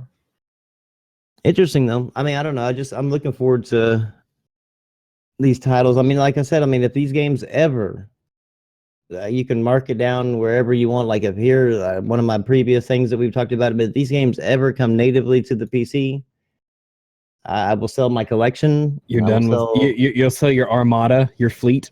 Yes, well, not my fleet because my kids will still be on console. I gotcha. Because I mean, I can't afford a PC for everybody in my family. Not now. Yeah, but I'll sell my collection and I'll sell. Well, if you share a Steam library with them. Well, I guess that is true. Yeah, I guess I could do that. But I'll sell everything and go to PC because that's basically what's keeping me on consoles. These exclusive games that are to PC. Yeah. Mm-hmm. Or PS4. Well, I mean, it's getting closer and closer. It is. I've been watching. I've been hoping that one day we're hoping that once PS Now actually releases for PC, I'm hoping that or the PS4 games on there. I'm hoping that there's a good enough reception to where it kind of makes Sony think about doing that a little bit more, maybe a little bit quicker, because I would love to see that happen. Me too. I mean, because if you that's the thing about PCs, just put the games we want in a place that we have. Don't make us jump through hoops to do it. We won't emulate them. We won't pirate them. We won't try to copy them or anything. We just put them someplace where we can buy them, and we'll buy them. That's what Gaben said. He's like, just make it easy for us to get it, and nobody will pirate things. I mean, the number one reason people pirate is because basically it's just cost prohibitingly expensive. Normally due to other countries, how money works and things like that. But if you just make it accessible, we'll buy it. We have no problems just buying it. I think that if they actually just launched an app like Uplay or whatever just on the PC, I would think they would make a ton of money. Yeah, even for all the shit Uplay gets, it doesn't really get in my way. No, I mean, it's got its problems, but I mean, I still bought a ton of games from there and played from there. I mean, yeah, if I want to play Assassin's Creed Unity, I just kind of started it. It was really just me downloading it and playing it, and Uplay ran in the background, but it wasn't like a huge deal. No, it's not. It wasn't my preferred way, but I mean, it didn't. Yeah. It wasn't like a game changer. Like, no, I'm not going to do it. So I mean, I don't see as long as Sony don't try to release on there and consoleize it, I don't see a reason what would hinder them from making a shit ton of money. Really, nothing. I think they're just trying to have. I think they just want it all. Well, they grew up. I mean, those things came from an era where, like, I mean, I saw Top Hats and Champagne like do a video where I guess him and a Brit were outside talking about like consoles and PC, and the guy, it was kind of confusing because the guy actually said that he thought the 80s were the PC era.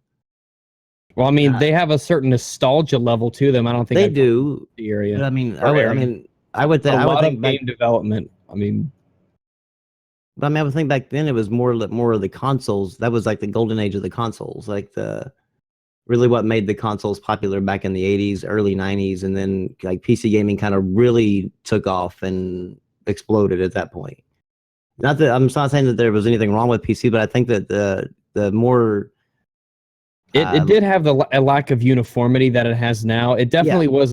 Now it's anyone could get into it, and it's super simple and easy. But back then it wasn't the case. Yeah, just it was, running games and running this and getting it all to work was a lot of hoops and stuff to get your games. Like if you had a problem, I mean, there was a lot to go through to get your games to run, and now so it's not like that. So I mean, it was weird for me to hear him say that. I was like, and then like of course, Top Hats had like the opposite, like my thought process on it. And it was just kind of weird to hear that guy say like when the 90s were like the console era. And I was like, nah, like that's when PC gaming really took off and really became a thing. And so I think that back then the console companies kind of existed on this type of thought process and platform, and they've evolved some, but they've just kind of not evolved like as fast as what I feel like they should have.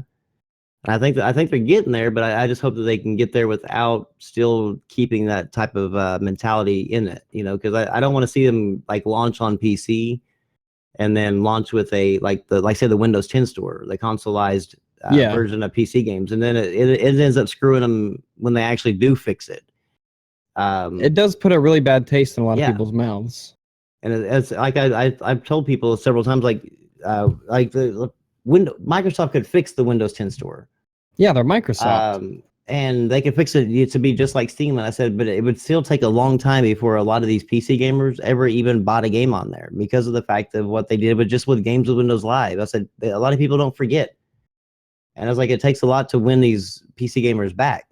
And I was like, you can't just like say, well, here's a store and, you know, go to it. It doesn't work that way on there. So I don't want to see Sony like launch on there like that because Sony's new, like would be completely new to it, and they don't have the I guess the same opportunities on PC as like what Microsoft could have, because they have their own platform. But I would love to see Sony be able to launch on there the right way and just take off, because I mean, like I don't see what would be holding them back at all besides the fact like what Rag said, they just want to make sure they keep it all to themselves. But even if they launched an app, wouldn't they get every bit of the money? Yeah, if they just had an app and just went through the app. Yeah, I mean, they didn't even have to launch on Steam. They could just launch in the app and still retain every bit of the money. But I guess, I mean, they would lose. The only thing I can think, I mean, the only thing it would hurt would be the number of consoles sold. And if they're still if they took those first-party games and they were just getting money from that instead, I mean, it seems like that would make the difference with the two. But I like what Porter Rock said is like it affects a little bit more than that, because say if you the people that only have there's a lot of people that only have enough money for one system, whether it be a PC, a console, whatever. But if they choose say PlayStation, then PlayStation makes a portion off of not only the purchase of the console, sometimes depending on what console it is, and then they make the portion, the money off the first party games, and then they make a portion off the third party games, all bought in the store. Whereas if they launched on PC, and say you only had enough money for one platform and you chose PC, but they launched the games on there, you wouldn't have whenever you got the money, you wouldn't buy the PS4. So they might be losing out on some of the extra third party revenue that they might be getting from the games that you might have purchased on PlayStation. Not saying that you would have, because I imagine if you bought a PlayStation, it'd be just for exclusives. But whereas, like, you might pick up a Call of Duty because, like, your friends, you made some friends on the PlayStation, and they want to play it, and you happen to have some extra money, you buy it. Well, they missed out on that because now that it's on PC, you're going to buy all your third parties on your PC, and you got the first party exclusive. So therefore, they're missing out on some of that money. But I'm not really sure that's really negligible in the long run. Well, it's that compared to zero. Yeah, that's what I'm saying. Is like, because there's a good portion of PC gamers that is just flat refuses to buy any console, no matter what exclusives there are. And so at least you can make money off of those people. And that right there is a pretty good portion of that 108 million or 108 billion or whatever it is. There's a good portion of those that actually are the ones that will never buy a console. Yeah, I mean, I have zero interest in buying any console because I just have too much on the PC. I'll never get around to it. I don't know. Is opening up to an entirely different platform with a bunch of new games and getting another friends list for that thing, it's just too much of a hassle. Yeah, it's too much of a hassle, and that's not even getting into the stepping super far backwards technologically. Well, that's also, yeah, that's one of the things I was running into, was trying to do the PS4 and buying the exclusives on Xbox.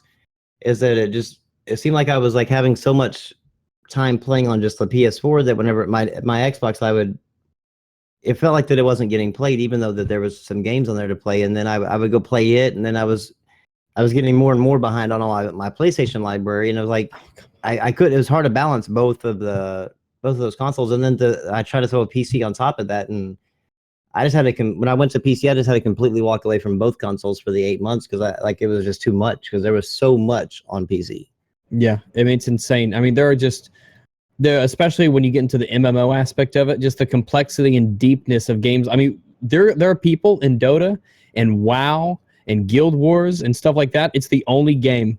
It's the only game they play. And they've got literally like 4,000 or 5,000 a year's worth of game time. They don't even have. I know people that play WoW and haven't played another game besides WoW in years.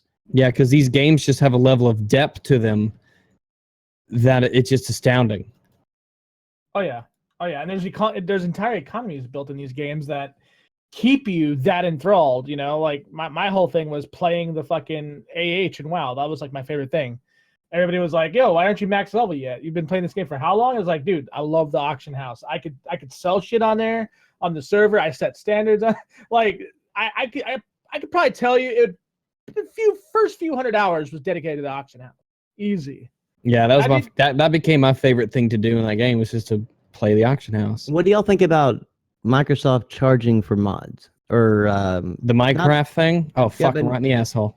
Well, yeah, I mean, like, not so much. I mean, because somebody said that this was like pro-consumer, and it was like, no, it's only in the very limited sense that it is taking something that used to be messy but extremely workable and open, and they're turning it forcefully into something that is not that. So what's going on there now? Like the whole Minecraft thing. So you can make only on the Windows 10 store, like, mind you, or the apps wherever you get it there. Okay. But you cannot, like, the actual Mojang site is still free and open. Mm-hmm. Yeah. So if you buy it in the Windows 10 store, they are allowing people to make mods, but then they can make money off of those mods. Like, they can sell their mods to the people, but then Microsoft takes money from it. Microsoft gets 30%. Whereas they didn't get it. This isn't about anybody except they want 30% of that cut. And I was trying to explain to these people, that these console guys, that, like, because they were arguing me, talking about Microsoft's doing a great thing. They're giving money to content creators, and I'm like, no, they're not. They're taking money away. Yeah, they're taking money away. They were like, well, these people cannot legally sell any mod without Microsoft's approval, because that's Microsoft's IP. And I was like, that's not how it works. I said, they're not using the game. Like, you don't even know what a mod is. So obviously, because you're not understanding what this means. I said, these people could take donations. There's several ways these content creators can get paid. I said, Microsoft is stepping in, going, well, I don't like the fact that you're making money and I'm not making money, so I want part of it. So And they're they're basically co-opting what used to be completely open for these systems, and they're making it a paid service just for Minecraft. yeah. And this wouldn't be as big of a deal, I think, if it was another game. But what's the average age of the Minecraft player? Oh, it's probably 10, Maybe early 11, teens. 12. Yeah. I'm not going to say Microsoft's taking candies from babies, That's what they're but doing. this is just a step up from it. You get all It these really young kids, and every time they boot up Minecraft, they get a storefront. Buy this, buy that, buy this mode, buy this skin, buy that this, buy this that. Yeah, it used to be free, but fuck you. It's not your money, it's mommy and daddy's money.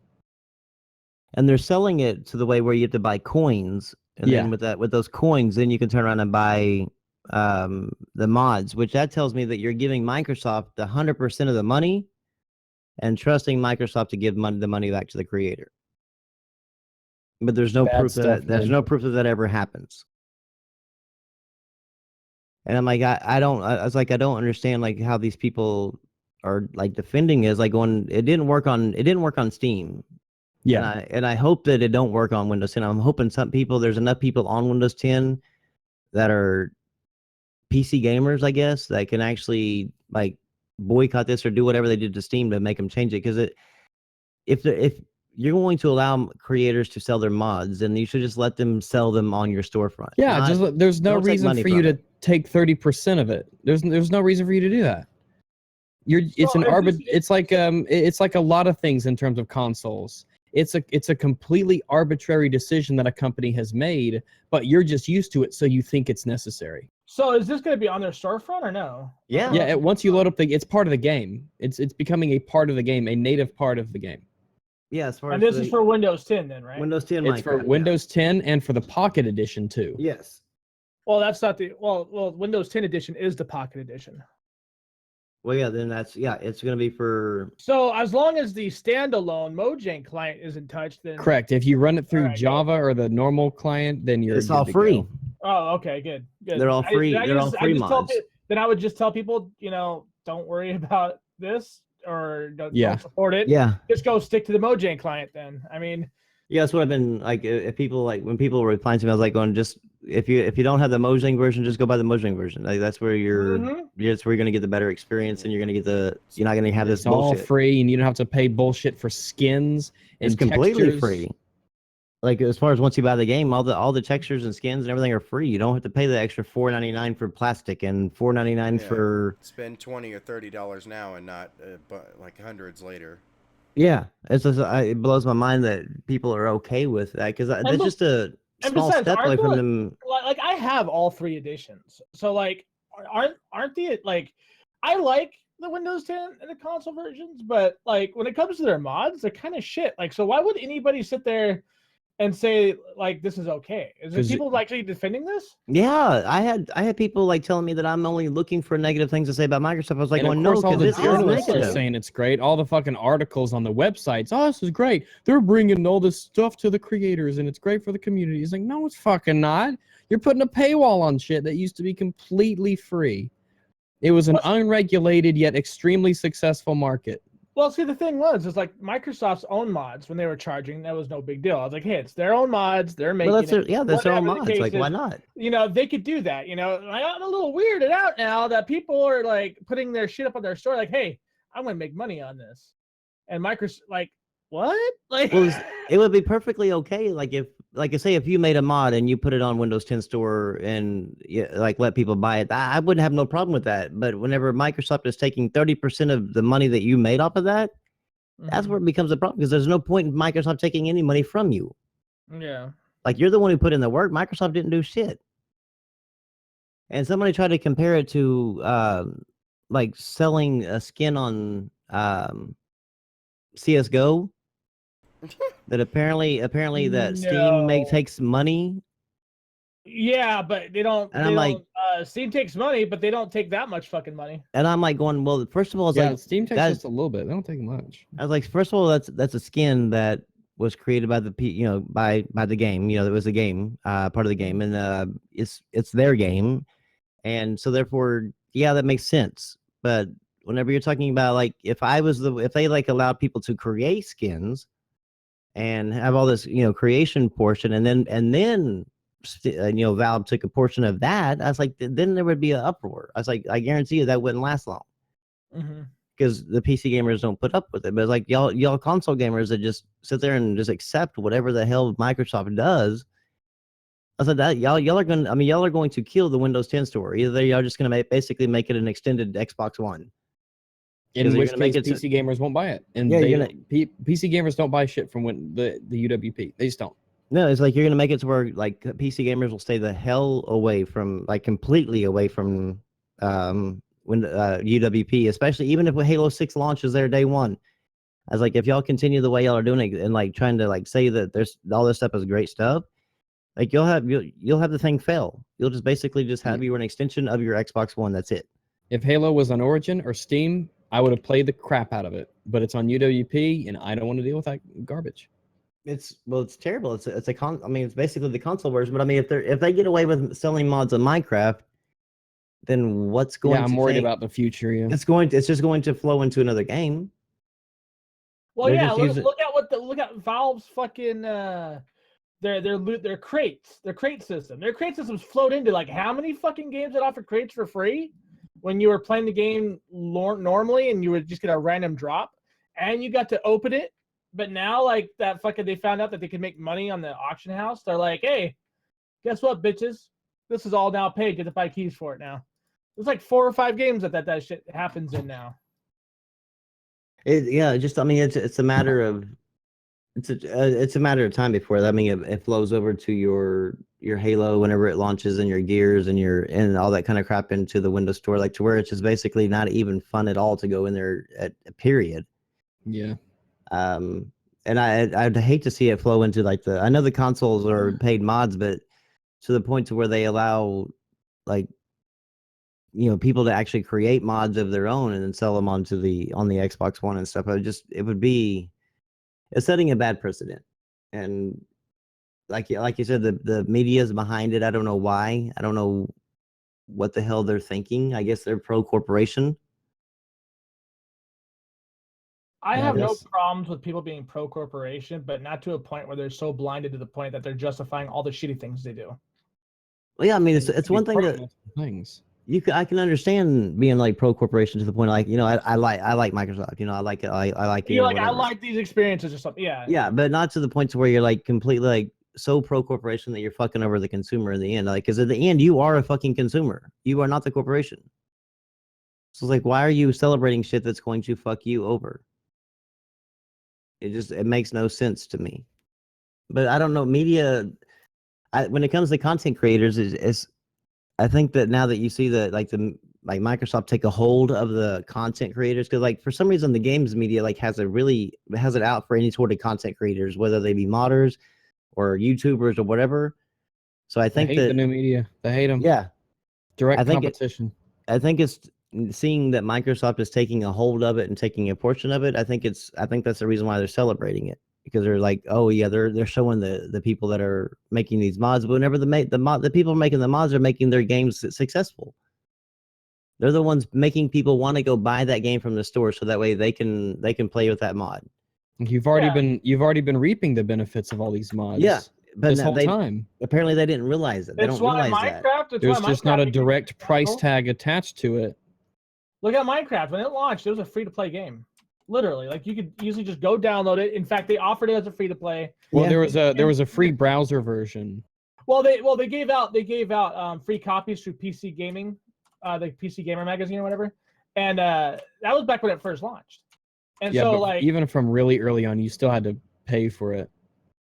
I don't think it was as much as what it is now, but it was a lot less. Bucks. I got mine when it was 15 as well, before they had ladders. Yeah, I got mine whenever. Well, when I got mine, it was like $20, I think, $19.99. I think the card was. I got mine for $5 when it first launched. But it blew my mind to go in there and see that version, and then go in there and to see the Windows 10 version. Because I bought the Windows 10 version because I was thinking, well, I mean, why not? If everything's there, I might as well do it and get some achievements for it. And I launched both. There's a huge difference in like the content. What do you mean? Well, I mean, the Mojang version has like everything, and then you have your. I guess you said it's the mobile version or the Pocket version. That's The on the Pocket- Windows 10 store. Yeah, that's the Pocket version, and then they have the Um, Mojang version, which is a standalone client. it's very limited as far as like it doesn't have like it's got some of the PC asset like PC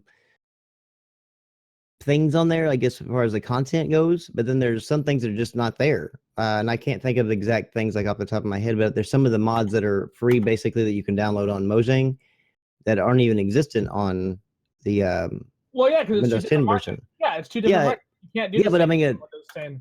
but I mean, it threw me off considering the fact that I mean, here I am on the Windows 10 store, which is they touted that as like their PC gaming store, and you're like selling There's me no an, advantage to using it, especially you're if you're a PC gamer. you're selling me an inferior version of the game you own on Well, PC. Well, here's the thing. Like, there's a lot of things. There's a lot of people that didn't know about this. But if you bought the original Mojang version, you got the Windows 10 version for free. Yeah, I can download the Windows 10 version right now, but there's Mhm. no reason to. Ah, exactly. Like, why? No, yeah, well, yeah, because once I went to the Mojang version and I saw everything, like all the same mods that you saw on the Windows 10 version for $4.99 and $1.99 and $2.99, I saw them all just like this huge fucking list, just down where you click download or whatever. You know, that it's like, why would I ever even mess with the Windows 10 version if I wanted to play it? Mhm. I literally have everything right here, and I've already paid the fee to use it. I don't have to pay anything more. It just blows my mind how do they go off doing that with their own IP when they're basically competing on the PC with their own IP, which is completely free and open. I don't understand how that makes any sense, like to do that. But I guess since you said it's a Pocket version, the Windows 10 store is cross. I mean, it's not only the PC store, but it's also their mobile store as well. Mm-hmm. Yeah, it's all in one. Yeah. God, they got to separate that shit. They really do. They've got, if they want to take PC gaming seriously, I understand that they want to like make it one platform, but put a section in there for PC and a section in there for mobile. And like, if you buy a game that crosses over, then just make it to where you can download it, you know, whenever you go to your mobile phone. But they got to separate it to where you don't look at, because as a PC gamer, you look at it and says Minecraft. Of course, it says like Windows 10 version or whatever. But you look at it and go, okay, well, since I'm on a PC and this is on, you know, here, this is my PC version, and you end up like sorely mistaken considering the, you know, the alternative to the PC version. Mm-hmm. It's basically, it feels like another just an extended console version, just with a little bit more features. Yeah. And did you know that somebody told me today that the PC has more exclusives than the consoles, but they explained it in a way to where like that if console gaming is bad because of exclusives, then PC gaming has to be really bad because they have more exclusives. And I was like, yeah, people try to pull that all the time. like and you like, don't listen. understand, You don't understand because it's like anything. the only reason that PC has exclusives is because Microsoft and most of these companies don't have the money to pay Sony or Microsoft to put their game on their platform. Yeah, It's either an they don't open have the platform. money I or said- they don't want to lose take to have their game Yeah, on console. I said, or they have to completely rework their game because a game like WoW or League of Legends simply cannot play with a controller. So they would have to completely remodify their game just to make it work on there, and that's more money out of their pocket when it's working just fine on PC. It's like that's the only reason they exist on PC is by themselves. And a It's lot like of if the there's- creative freedom they would lose too, because Yeah. who ultimately has final say in what goes into your game. Oh yeah, this is true. I Compared mean, to they do consoles, that. PC is an open platform. I mean, Yeah, so- but people aren't Yeah, for understand all that, and they intents and don't. purposes, it's an open platform. You can People just do don't- whatever you want on it. People don't understand that, and they don't seem to think that some reason that like it costs money to put games on well, Xbox based One and on Windows your 10. operating system, I think further determines whether or not it's a completely open platform. Well, I mean, I guess if you have Linux, Well, it's you can have some are completely more open. open than others. Yeah. Yeah, But for all intents and purposes, in terms of the practicality to the base user, then Yeah, yeah. it's considered an open platform. Yeah. Yeah. yeah. I mean, I would definitely say it's open especially in the gaming world. I mean, I'm sure there's some regulations to it, but I mean, in comparison to their alternative counterpart, which is consoles, it's completely but- open. It's basically just the legality of stuff you put Yeah. on. You can't do anything illegal. You just can't break laws. Yeah. But like that's- games like that's- Minecraft, it's not the rule, but that didn't need anybody else but itself. No, it And there didn't are even other need. examples to it. Yeah, it didn't even need approval at all. Like Yeah. they just Like, we're launched making it this and game, give us money and you can play it. It launched from a website at first, and then the website turned into like basically the store for it, and then it launched its own client. Yeah, I mean, they've done it without ever asking any, Microsoft or anybody. There was never a person that they had to ask, and that's another thing that these people don't think is like that when PS Now comes to PC with the PS4, that it's going to all of a sudden be they can play PlayStation 4 games on Xbox One because it'll be a UWP, and I'm like, no, I was like, it launches out of their own web page. Client, yeah. It's like it doesn't work that way. Like it doesn't go through the Windows 10 store at all. Like you don't understand. Like the PC is open. People can create like this type of stuff. They don't have to go through Microsoft as a gatekeeper.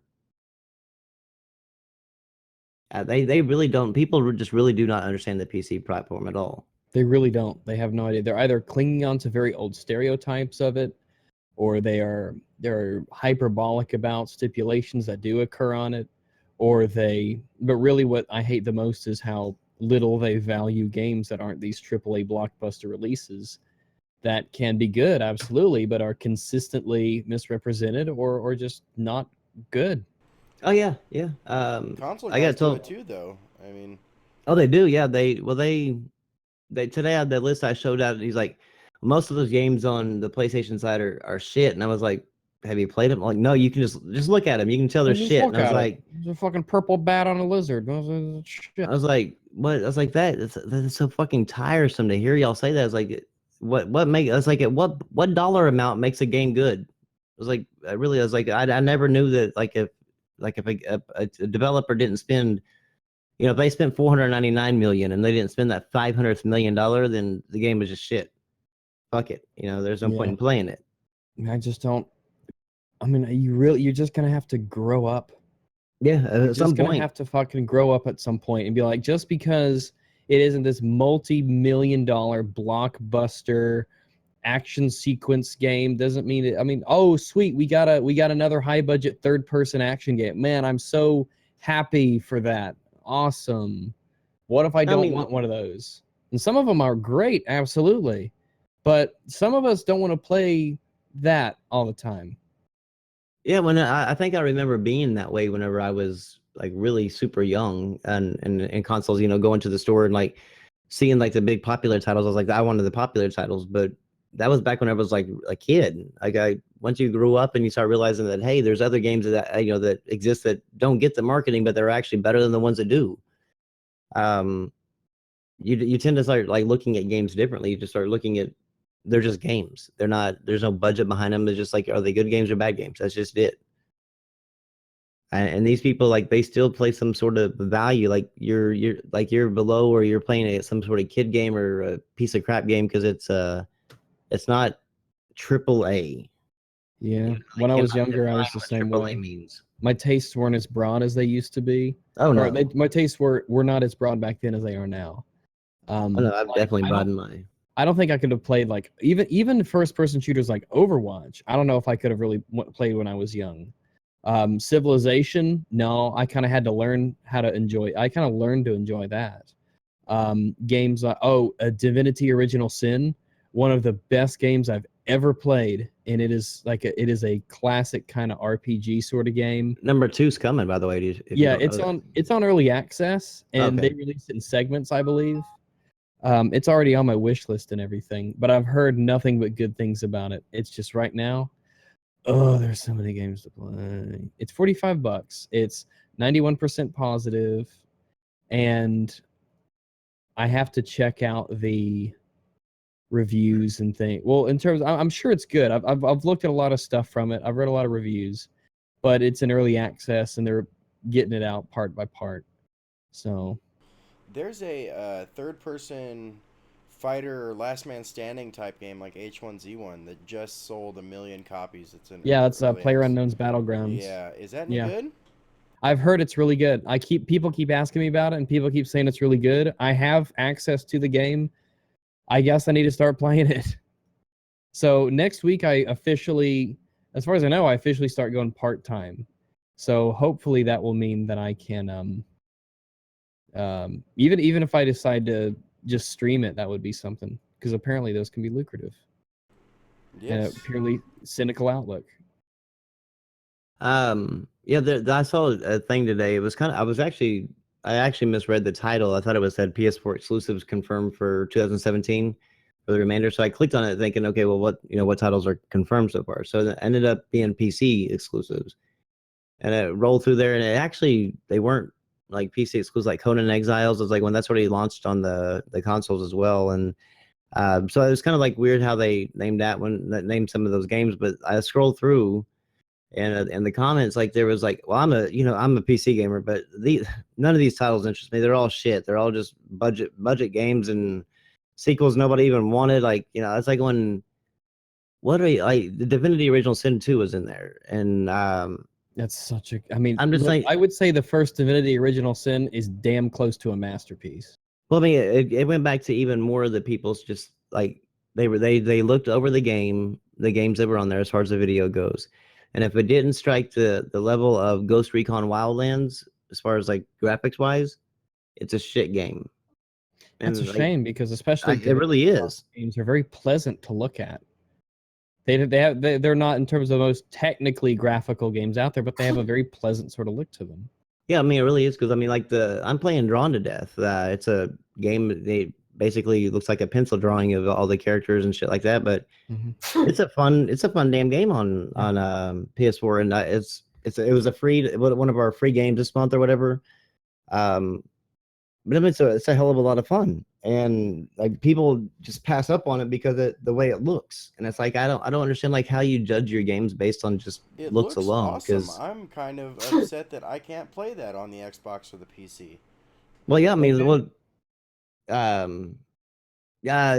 I'm thinking the PC might get it, because David Scott Jaff is the one that made the game, and he used to be a work, I think, for one of the main parts of Sony, and so, but I think he broke up and made his own little studio. So I think that the PC might eventually get it.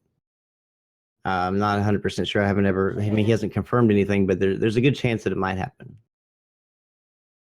So hopefully it does, because I'd like to see I'd like to have y'all like be able to play it too, because it's a lot of fun. But I mean, if you go up the looks alone, I mean, look at Mass Effect Andromeda. I mean, that's what you're comparing, like a great game like that might not look graphically to you, but I mean, it ends up being like a really fun game, a really great game, even sometimes some of the best stories. And then you go to a big multi-million-dollar game like that, and look at what you get. I mean, great, yeah, the surroundings look great, but I mean, as far as like the people, I mean, it's like look at games like Enter the Gungeon. It's literally a pixel game, and it looks lovely. I mean, it has this beautiful style to it. Even games like, and it's not just the style. A lot of the times, it's the aesthetic of the game itself. Like Dishonored 2, for instance, is first off a fantastic game, but it's also really cool because it has this semi-fantasy steampunk kind of look to it.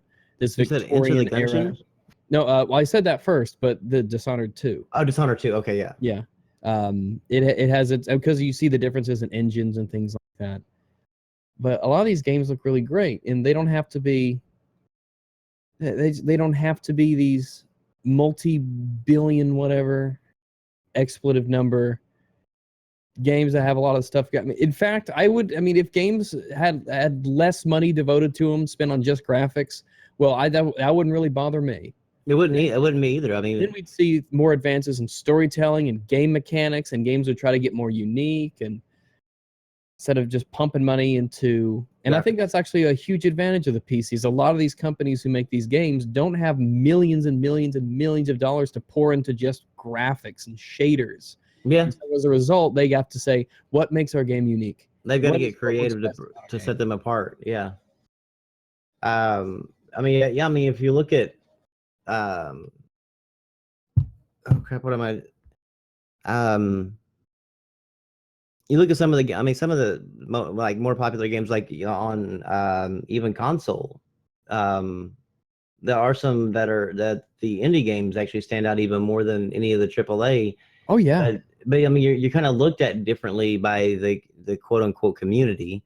If you're like touting like one of these indie games, and it's like I don't. I think Like, oh, that's just a cheap indie game. I'm like, so yeah, Kid Smooth, I think, got shit on because he played some game called Fragments of Him, and it ends up being like a big story game or whatever like that. But it's like a big story based game, and they focus really heavily on the story versus the so much the graphics. And I think that there's so many games I can't think of them off the top of my head, but the graphics were so awesome. But I mean, the story is just so bland, and like you don't even know that their story is even existing. But Yeah. then there's games like that I played, like say Yakuza.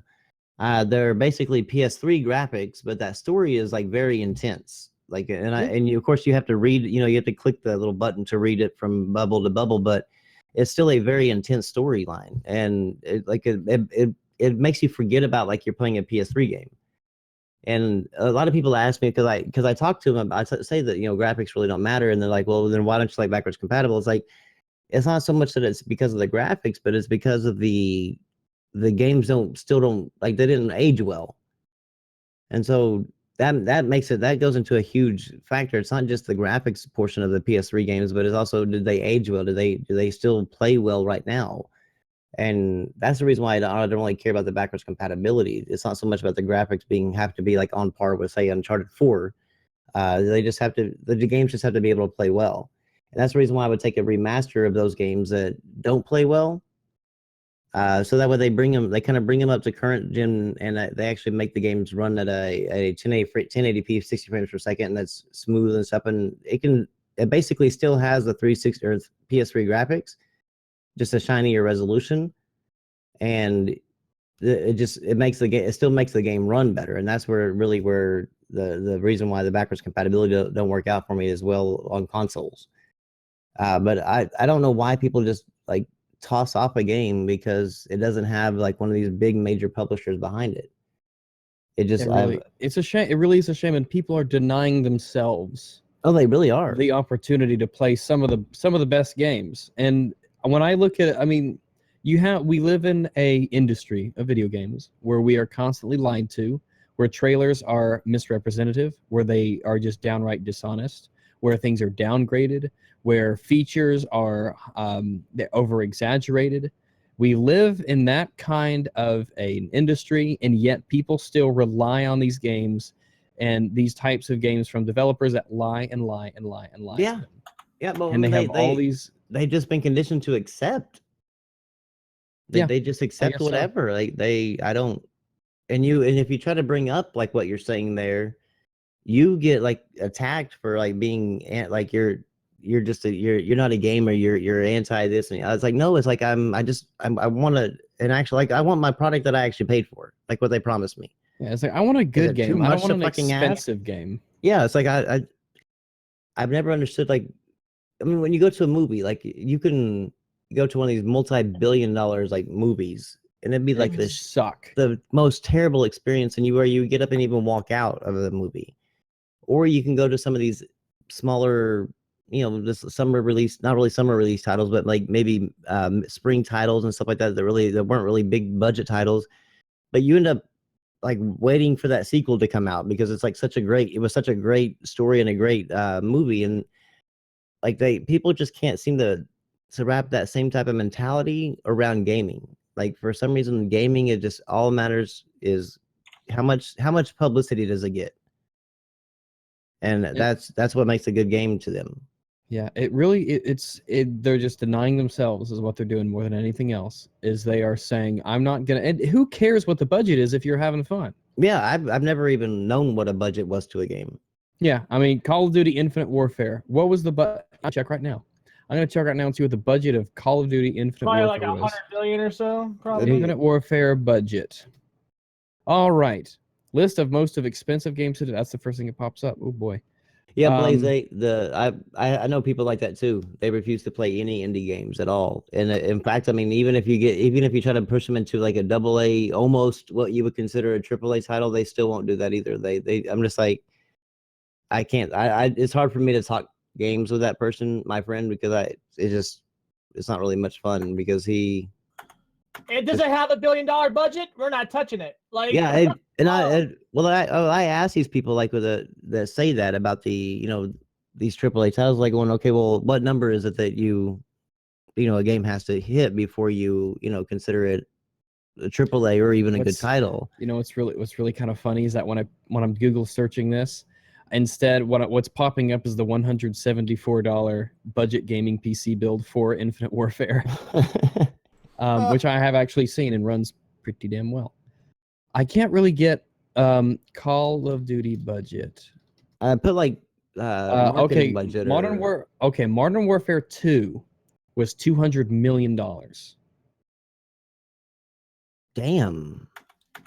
Back then? That's a lot of money back then. Yeah. Oh, yeah. That fuck fest? Really? And that was a shit game. Which game? Which one? Modern Warfare 2. Really?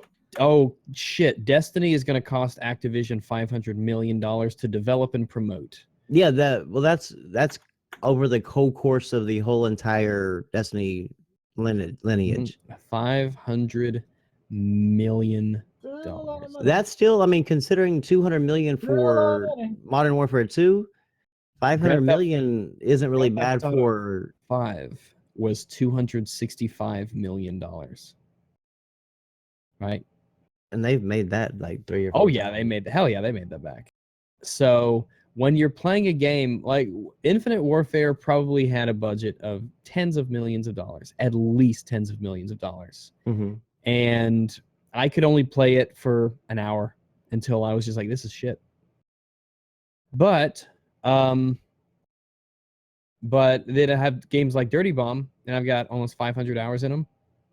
7 Days to Die, I've always got 400 hours in that.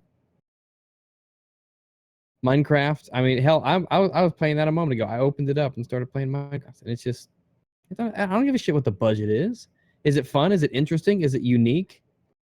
Is it something that you've never played before? Yeah, is it something that continues to give me, and that's something that games like, Vermintide does. That's something that games like Dirty Bomb does. It constantly gives me satisfaction because I can keep playing it, and I feel good when I do good in those games based on the mechanics in the games. And Call of Duty, when I do really good in Call of Duty games, I just don't really feel. I mean, sometimes it was good. I know in Infinite Warfare was kind of nifty because it was as silly kind of. And that's what I liked about it, because it was such a silly departure from the norm. I like that about it, because I just got into the doldrums of Call of Duty. Like, oh, another Call of Duty. I don't give a fuck. Just let me buy the campaign for $15 or whatever, and oh well. And it works to the advantages of a lot of games too. I mean, Titanfall 2 wouldn't be as good if it didn't have the budget it had, because it is a gorgeous looking game. It really is an absolutely gorgeous looking game on PC, and it shows it, and it flaunts that, and it does a really good job of it. But ultimately, that's not necessarily what made it a good game. It was fun to play. Level designs were good, weapons were nifty, it was exciting. Yep. Probably one of the better games that I played this generation. Yep, absolutely. By Titanfall 2, by the way. Yep. Crazy. It's just crazy to me that so many people are so worried about the budget still these days. Because back in the day, like, it was kind of funny to talk about, but now they're just like, oh, this is fact. This is not the. This is the indie station for guys, or or they made fun, like when the Sony drones were like fucking making fun of Microsoft because they were doing the same thing Sony was doing. They wanted to get a beat on the indie teams because they know that there's value there. They know that there's value there. So what did Sony do at the very beginning? They were like, hey, we will give you a budget. You don't even need to worry about it. We'll help you. Microsoft does it. Oh, Microsoft's just a bunch of pansy motherfuckers. I'm like, no, they understand the value of what indie games offer. What was crazy is that you had the PS3 like was loaded with indies, and like almost to the point where it was like considered like the indie station. And then of course Microsoft had theirs, but then this generation launched, and then you had Sony again with the indies, but like they called it the indie station. Then Microsoft launches that ID at Xbox, and they see that like they finally get the idea of what the hell indies are about and like what they can do. And all of a sudden, then the people that were community calling, just fucking shit on him. well, the community shit on, but then the same people that were shitting on the PlayStation were shitting on or like hyping up all these. I'm like going, what is the deal with all y'all? Yeah, Like, there was shit flinging from both sides. yeah, it's like y'all don't even know what the fuck y'all are even arguing about. Y'all are just making fun of But shit. we're soft. But we're soft though. There's like their own communities. Like right from the jump when Sony did their initiative, their indie initiative, like their own fan base was like eating each other alive. They're like, man, I don't feel like playing these arcadey games. Like, These then little don't buy fucking-" them. I'm like, what the fuck's wrong with you people? Yeah, well, they thought that it was. Well, they thought they were the way that, from what I gathered, it seemed like they thought that Sony was gonna focus more just on bringing a bunch of indies rather than like the Uncharted and shit to them. I'm like, well, no, they're just bringing an option. They're just introducing No you one's- to no one's so taking many shit more away. games. Yeah, they're just giving you more. Like, why not just accept it They're and like adding to see? your experience, not taking from it. Yeah, they just can't. They couldn't seem to fathom that that Sony was going to be doing this without like taking away. And I'm like, going, they're not really doing anything besides just giving these people an easier way to put the games on their system. Mm-hmm. And some of these, just- it's a shame when you look at people who have attitudes like that. I mean, It really I feel is. bad. I feel pity for people who make this completely arbitrary restriction that they won't play an indie game, or even not necessarily an indie game, but just a game that's what we would probably consider a AA game.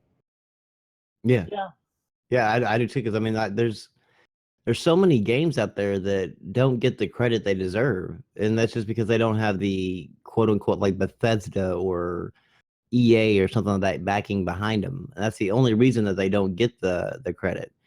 And it's like people won't take, like, they just don't even look at a developer seriously if they don't have a big publisher behind them. I don't know really how that like determines this a success or even the enjoyment of a game out. Oh, it doesn't look good with 4K. I don't want it. If it's 2D graphics and it's 4K textures, I don't want it. Well, I think I think you're going to see that with some of the not everybody, but some of the people within the Xbox community is that like if some of those games don't launch in native 4K, like they might just like throw a damn pitch fit, like going, well, it's no better than the PS4 Pro, and like, it's so you're so caught up in the wrong aspects if you consider yourself a gamer. Yeah, and in the last video I did on the exclusives and stuff, one of the questions that I had was, what is it about a lot of what are these? You're praising all these games, but what is it about the game itself as an exclusive that makes it better? Why is it better because it's an exclusive? Why is it better because it has this kind of marketing? What is it about the game itself that makes it better? And it's a question that needs to be asked to people who hoist them up on these pedestals like that. Yep. And I think it's so toxic to have this anti-other gamer attitude. When I mean, this could have been solved a long time ago if people weren't constantly at each other's throats trying to one-up each other because they have a different system. Yeah, but I mean, just like with everything else in life, I mean, people latch on and just like try to, instead of like actually latching on for the right reasons, they latch on to like as to what I have that you don't. My favorite, my favorite just- thing so far when it comes to these morons are like, they like to justify it. They like to justify their thoughts processes and their weird mentality of my toy is bigger than yours, because they like, I've heard so many people say, well, humans, Brim, are tribal by instinct. I'm like, I don't give a fuck. I mean, am I repairing my house with mud and leaves? Am I wearing a fucking leaf thong? No. Like, we evolve over time, not just physically but mentally. And to sit there and still use that whole, it's we're pretty much savages still. Like, no, fuck that. We're not tribal by nature. We're just we like to measure our dicks out to everybody in the world that doesn't want to see it. That's what our problem is. Well, what was that? Bayonetta launched on PC, and I heard it's pretty good. Good game. Servant. Yeah, I know. Rags has interacted with him on Twitter before, but his name is Cervantes. I don't recognize the name off the top of my head. You have, but like Maybe he's. if I saw a picture, I would know. I think either you've done a video on him or one of his channels, like where he's basically, like talking about the PC cucks and all these different things, all these crap. Or one. But he was like, whenever they said announced, he quoted the tweet and was like, What does it matter? Like the PC cuck's been begging for this for PC ports. Now they get them. They're not even going to buy them. They're just going to pirate them. And I'm guessing Right. he's PlayStation Legion guy. yeah, well, I don't think he's a PlayStation Legion, but he talks to them. Like he hangs Oh, out with them, okay. so he has that same type of mentality. So I quoted I do have a suspicion of people who can talk to people like that and not get an instant natural aversion towards them. I quoted his tweet. And I was like, I better hope that if you have this type of attitude, that I better not see you ever buy a used game. Yeah.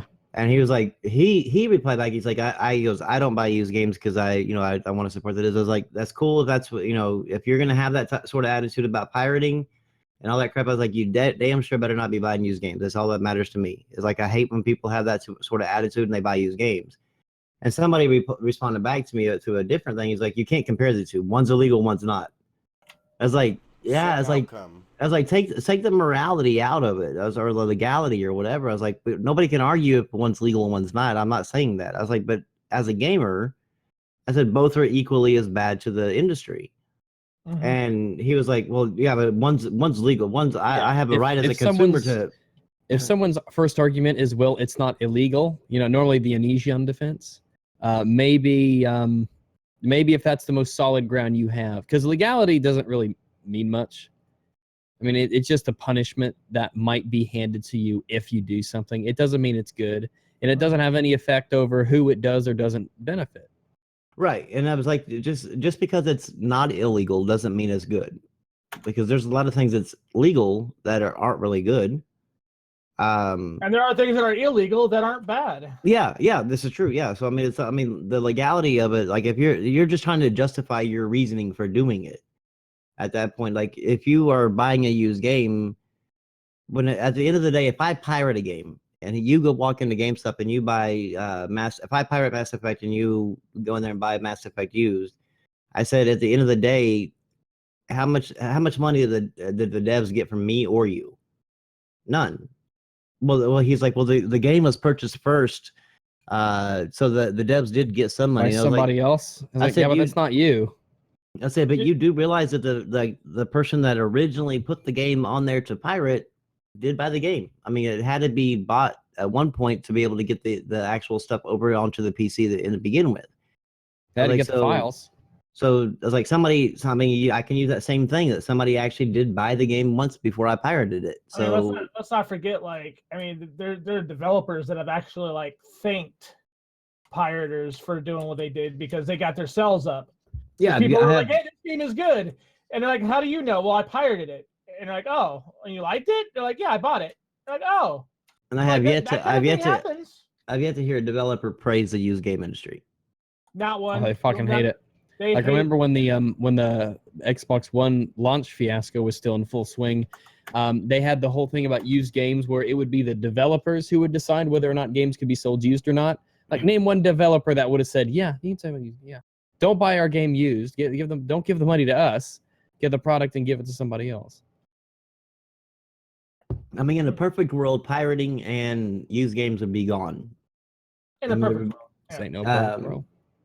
No, it's not a perfect world, but I mean, without that, you shouldn't praise one and put the other down, because neither one. I mean, the only thing separating the two is the law. That's it. And that still goes. I mean, really, technically, did I break the law by pirating it? Whenever Absolutely. if I didn't, no, but I'm saying if I didn't get caught, I mean, nobody even knows that I even pirated it. Yeah. I mean, Yeah, just- piracy isn't necessarily a lost sale, but buying a used game is. I mean, basically by the definition of buying, it is a lost sale. I mean, Yeah. this topic's been going around forever. Shannon, do you Yeah. remember that back in the day, dude? Like when people Yeah. were on YouTube were like, they got up in arms about the whole piracy versus used game sales thing, and everybody was pretty much on the same page. We all said the same shit, that used game sales hurt the industry more than a pirate does. Yeah, and A pirate's not distributing. the bargain bins are almost just as bad. They're basically free games. Really, it's like, I can get this game for $3. It's like, yeah, it's whatever. Oh, thanks, Humble Bundle. wait, But at least you can actually pick your money to go to them, you know? Yeah. I just happened to look on Facebook when I scrolling through, and I saw somebody posted a screenshot of like I guess the refunds for Xbox One. And somebody's comment on it says another nail in the coffin of the indie coffin. Wait, So for what? Apparently that you can get refunds now on Xbox Live is a nail in the coffin for the indie games. Really? I might need a slight explanation. I would definitely need an explanation on how Hopefully that. they're not saying that as a term of endearment. They're certainly they're not happy that would in theory hurt indie games. I don't know. I mean, it's kind of hard to tell from Because text. that would be but kind of it's just- despicable. It's just kind of. It's kind of. I mean, it makes me go. It goes back to that type of that thought process we were just talking about. Like, but wow, I just never thought that anybody could ever even put something negative about the being able to get refunds. Like, find a negative in that. Well, if Microsoft can give refunds, then Sony fans will find some bad thing about it, and vice versa. Yeah, I guess They'll find some reason. I'm hoping that Sony picks up on it. I'm not sure if they will, because I think that this is another step towards that PC type service platform that Microsoft has been seen leaning towards. Yeah. I think this is just another step in that direction, which I'm all for it. I'm really hoping that PlayStation does see that as a benefit and a way for to help their customer base to build their customer base, or help them out.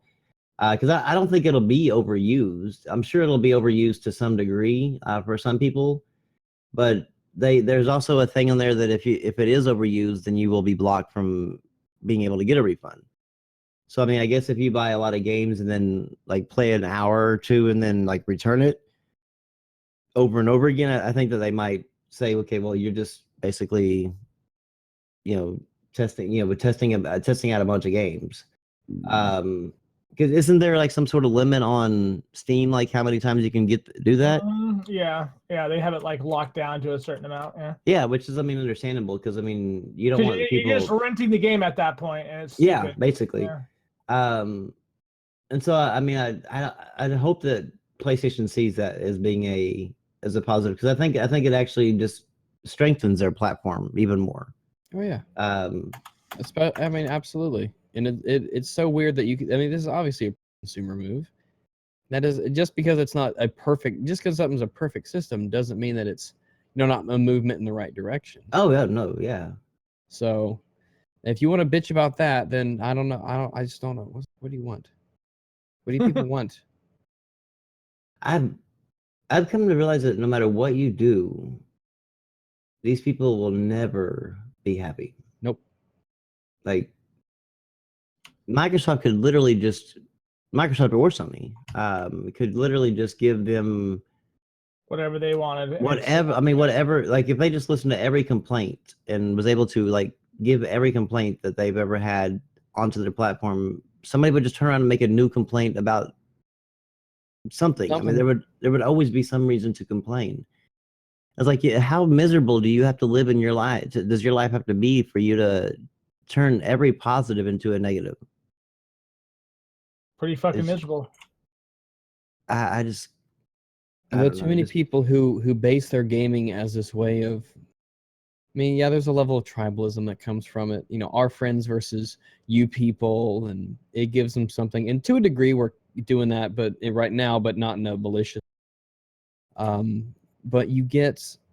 I mean, that really is one of the most underlying cancerous aspects of gamers. It's not racism or misogyny or any of this bullshit they pull up. It's the way that we just treat each other as fellow members of the same industry, and how we draw these dividing lines when there's no need for it at all.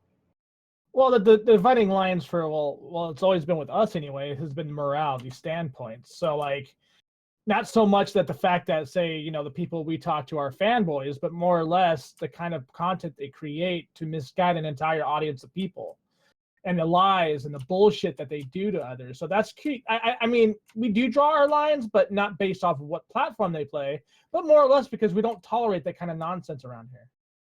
Yeah, but I mean, like the drawing the lines in the same, like, because of like what platform you play on is just so So it's stupid. It's dumb. I've never. I mean, there's not like what Rex said. There's absolutely no reason why PlayStation, Xbox, and PC guys all can't get along and play just talk games. Like it always reverts back to like, what do you play on? I Like always that's some figured sort this of would've- defining way. I always figured that this would have been like the generation where Microsoft and Sony finally starts building that bridge. You know what I mean? When it came to online connectivity between the two services, like I always kind of felt like that was kind of come this way, because Microsoft seems to think like, they're since they're already working on it with their infrastructure, like this is definitely a happening thing. And then it just hasn't happened because Sony doesn't want it yet. So it's like, give it time, and we're gonna all be playing on the same servers.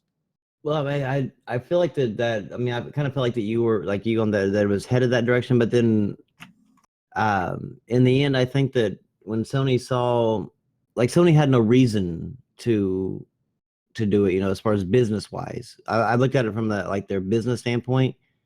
Like they were already in the lead. The sales were just continually piling up. There was no incentive for them to do that, whereas even going forward, I mean, it's a great thing for consumers to play cross-platform. It's a bad thing on the business side, because the business side, like, if I'm like, well, I mean, going back to like what I was telling, like what Porter Rock said about like the games, like if they went to PC, how they could affect the consoles to a degree.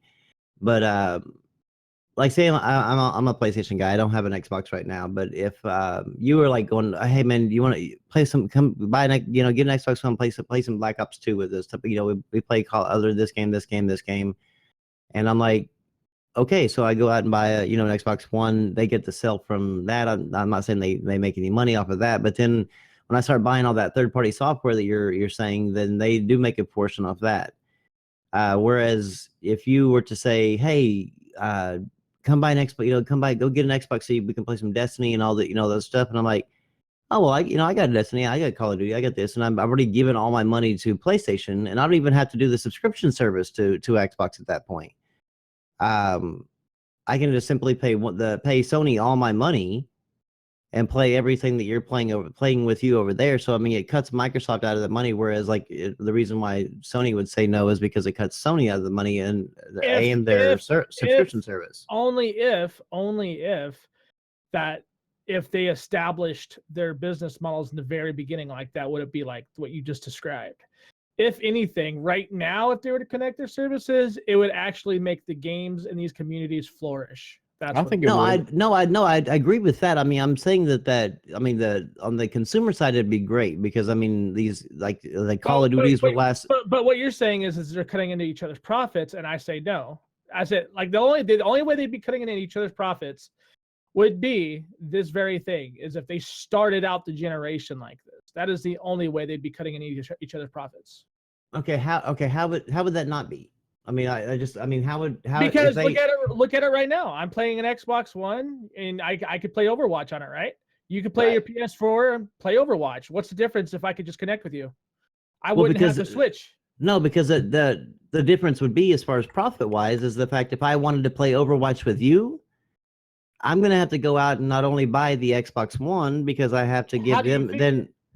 What do you mean? How do I figure? If you're playing Overwatch on Xbox One, and we don't have the online connectivity between the things, how the online connectivity between these Sony and Microsoft are would cut into their profits, is because I would not have at that point. I would not have to go out and buy an Xbox One, which cuts into their profits because they don't get that sell, and then me buying the software on their system gives them a cut of that money, so therefore they don't get that sell. And then not to mention if I want to play, and then if I want, so you're saying if the online connects, you would have to do this? No, if the online connection was there, that's what would cut into their sales. But you're saying that you would have to go out and buy an Xbox One. Right, as it stands right now, without online connectivity between the two consoles. Right. It's better for them as a company to not have the connection between the consoles than it is with. It's better for the consumers to have the connection between the two, but it's better for the companies to not, because with the companies to not have it, for me to play with my friends on a different console, I have to go buy that console, buy their subscription service to their online, buy their games from their platform, which gives that company all that extra money. Right. Okay. So let's take that real quick. But I'm not arguing on their No, no. part, saying that Right, I'm right, not saying right, that. no, I'm just I saying get that is from a business standpoint, it doesn't make sense as to a allow business it. standpoint, I understand what you're saying, but if you Yeah. think about it, I mean, look what's going on right now. I could play whatever game I want. You can play whatever game you want. We're on Discord and we're talking. That's practically our bridge of communication for Right. whatever, right? What if we could just do away with that middleman and just connect? I mean, That was one of my arguments for a game-based market instead of a console-based market, because then there would be an incentive for them to get people to buy the games and do things that would get people to buy the games, not get people to either not go somewhere else or to continue to stick with what they already have.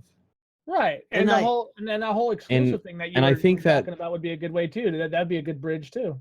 And if you meet someone or you have friends and they bought a PlayStation and they have libraries on that PlayStation and they're paying subscription services to play on that PlayStation, and you have the same thing just with Xbox, that's such a huge hurdle to jump over to play with somebody that all it does is make them want to stay with their system even more.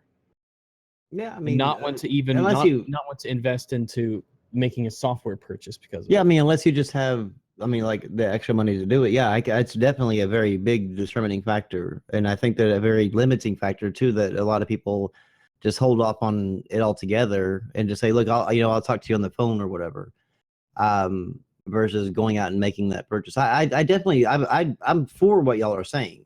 Yeah, I just think from the company standpoint, that's what they're looking at, is that, because I think that what they're not looking at so much like that you might go out and buy, like say a PlayStation to play Destiny 2 with me, and that would be where it ends. That they like maybe that you would go out and buy a PlayStation to play Destiny 2 with me, but then you would end up seeing so much more benefit from the other games that you would end up making more and more purchases on your PlayStation 4. Maybe.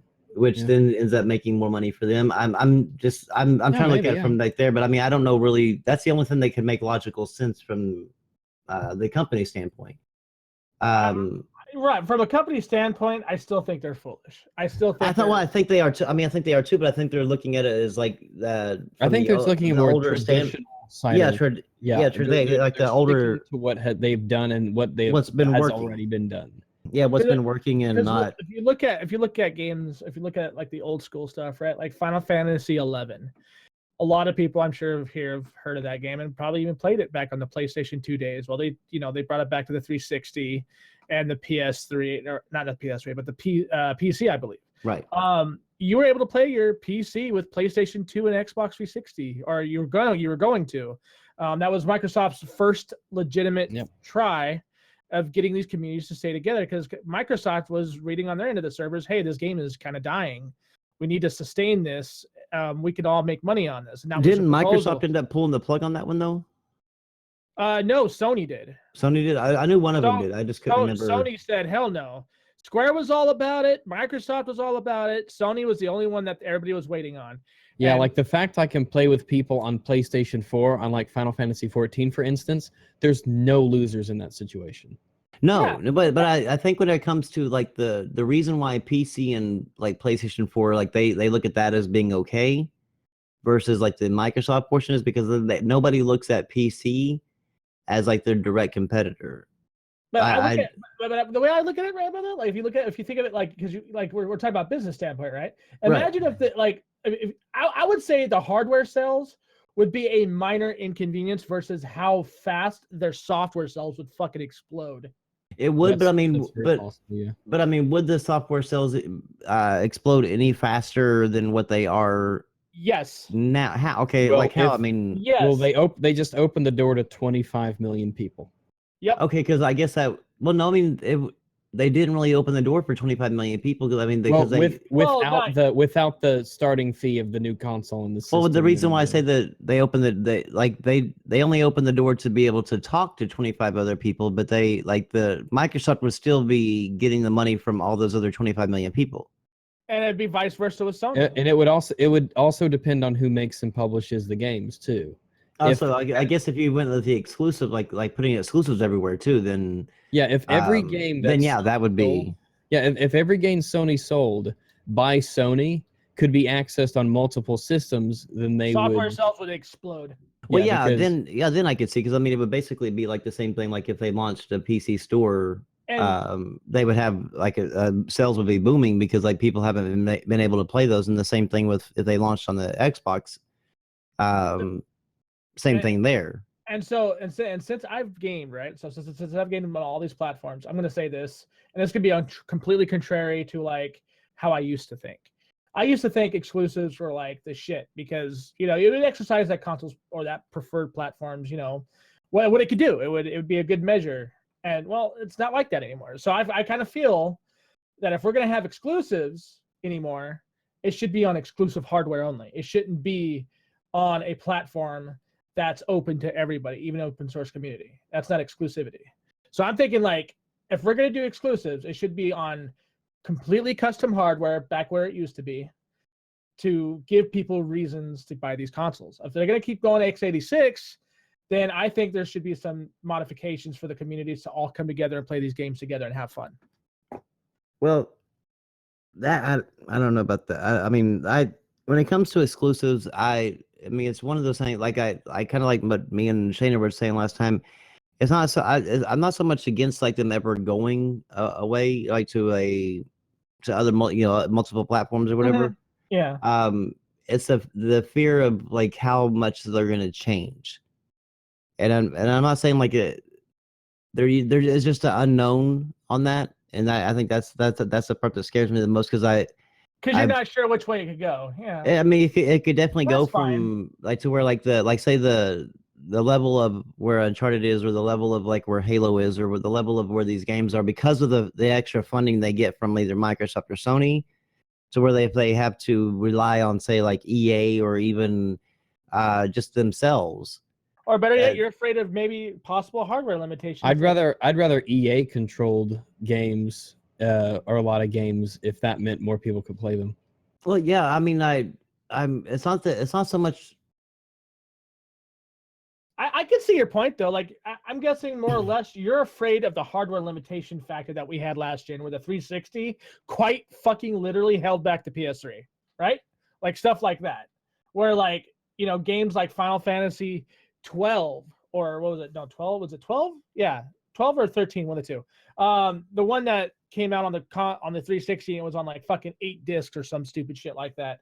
And people got that version on the PS3 because, well, it didn't do so well on the 360, right?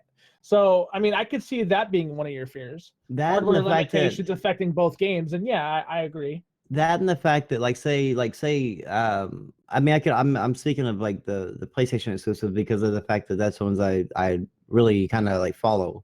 Mm-hmm. But we're gonna say like MLB The Show. Yeah.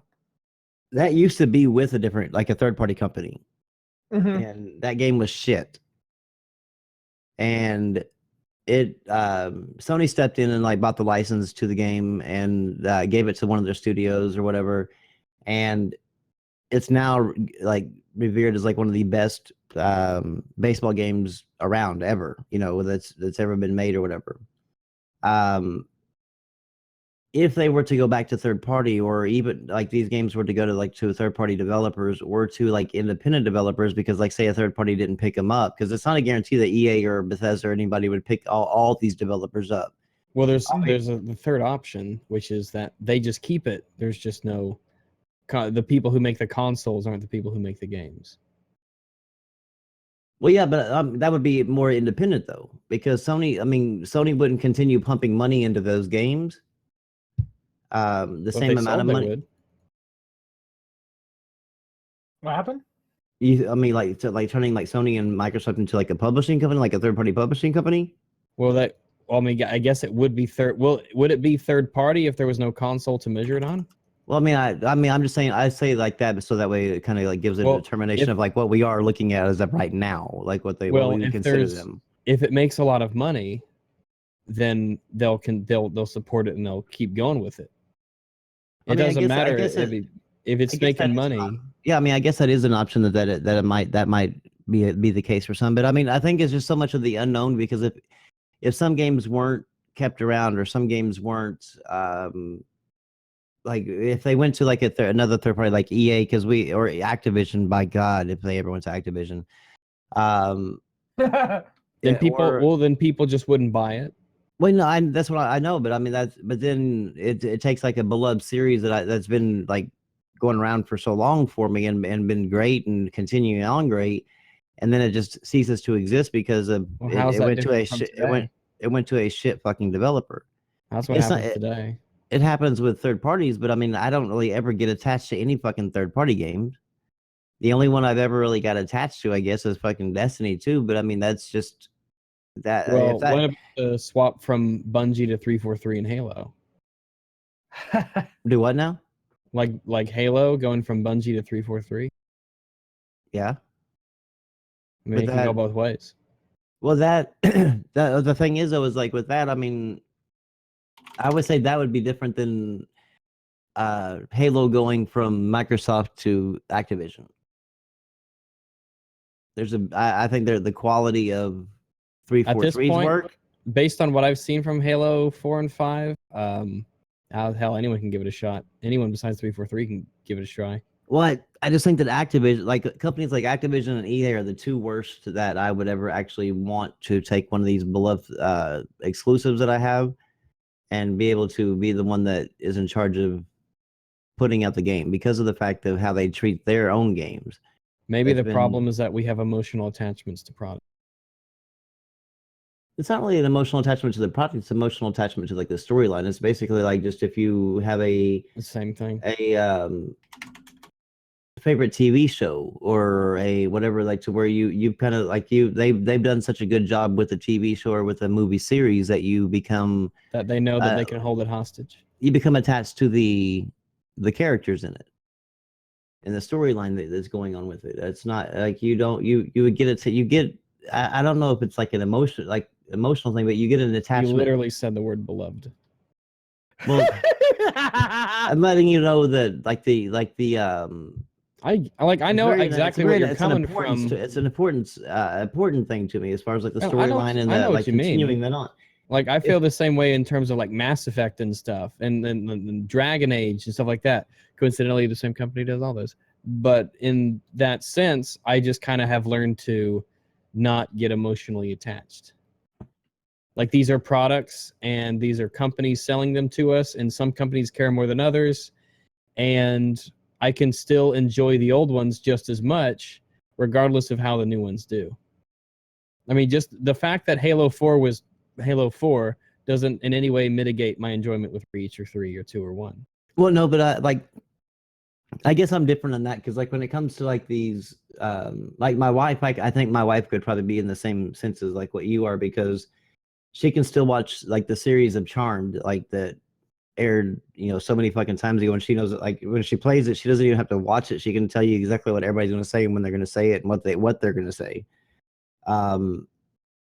So I mean, she can still go back and watch that. Like me, I'm really invested like in the storyline as it goes, but like once it's over, it's over. Like I that's the reason backwards compatibility means shit to me. Like I've never used it. I have no interest in going backwards and still playing like a game. physically watching or physically playing it. It's just looking back and understanding that this was a thing that you enjoyed for a certain amount of time. I mean, I can do that, but I mean, like, whenever it seems to be going so strong, like with these games or whatever, like they're continuing on, and the storyline is just progressing and it's doing great. For that just like to abruptly end because of the fact that we wanted to be able to have everybody be able to play the game or whatever. I wouldn't put that so lightly. Well, it just says it's such an unknown to me, like if they would continue to exist the way they are, and I don't know if I'm ready to part with that to meet that what if. I'm sure eventually I'm going to end up getting that what if, but to meet that what if before for the sake of the other, I'm not sure. I understand the argument. I'm not going to argue against it, like saying that what you're saying is wrong. But it just, on my end, that's where my feelings are on the thing, is that it's just there's so much unknown as to what would happen with it, because I've seen so much crap happen with the third-party games that we have now that like third-party just means kind of nothing to me at this point. Like it's just I don't know. I can't really get invested Well, in a third-party game, in a third-party series. None. But Destiny 2 was, I mean, Destiny was the first one in many, many, many, many years. But That what was it about the games that you did like that had anything to do with them being first party?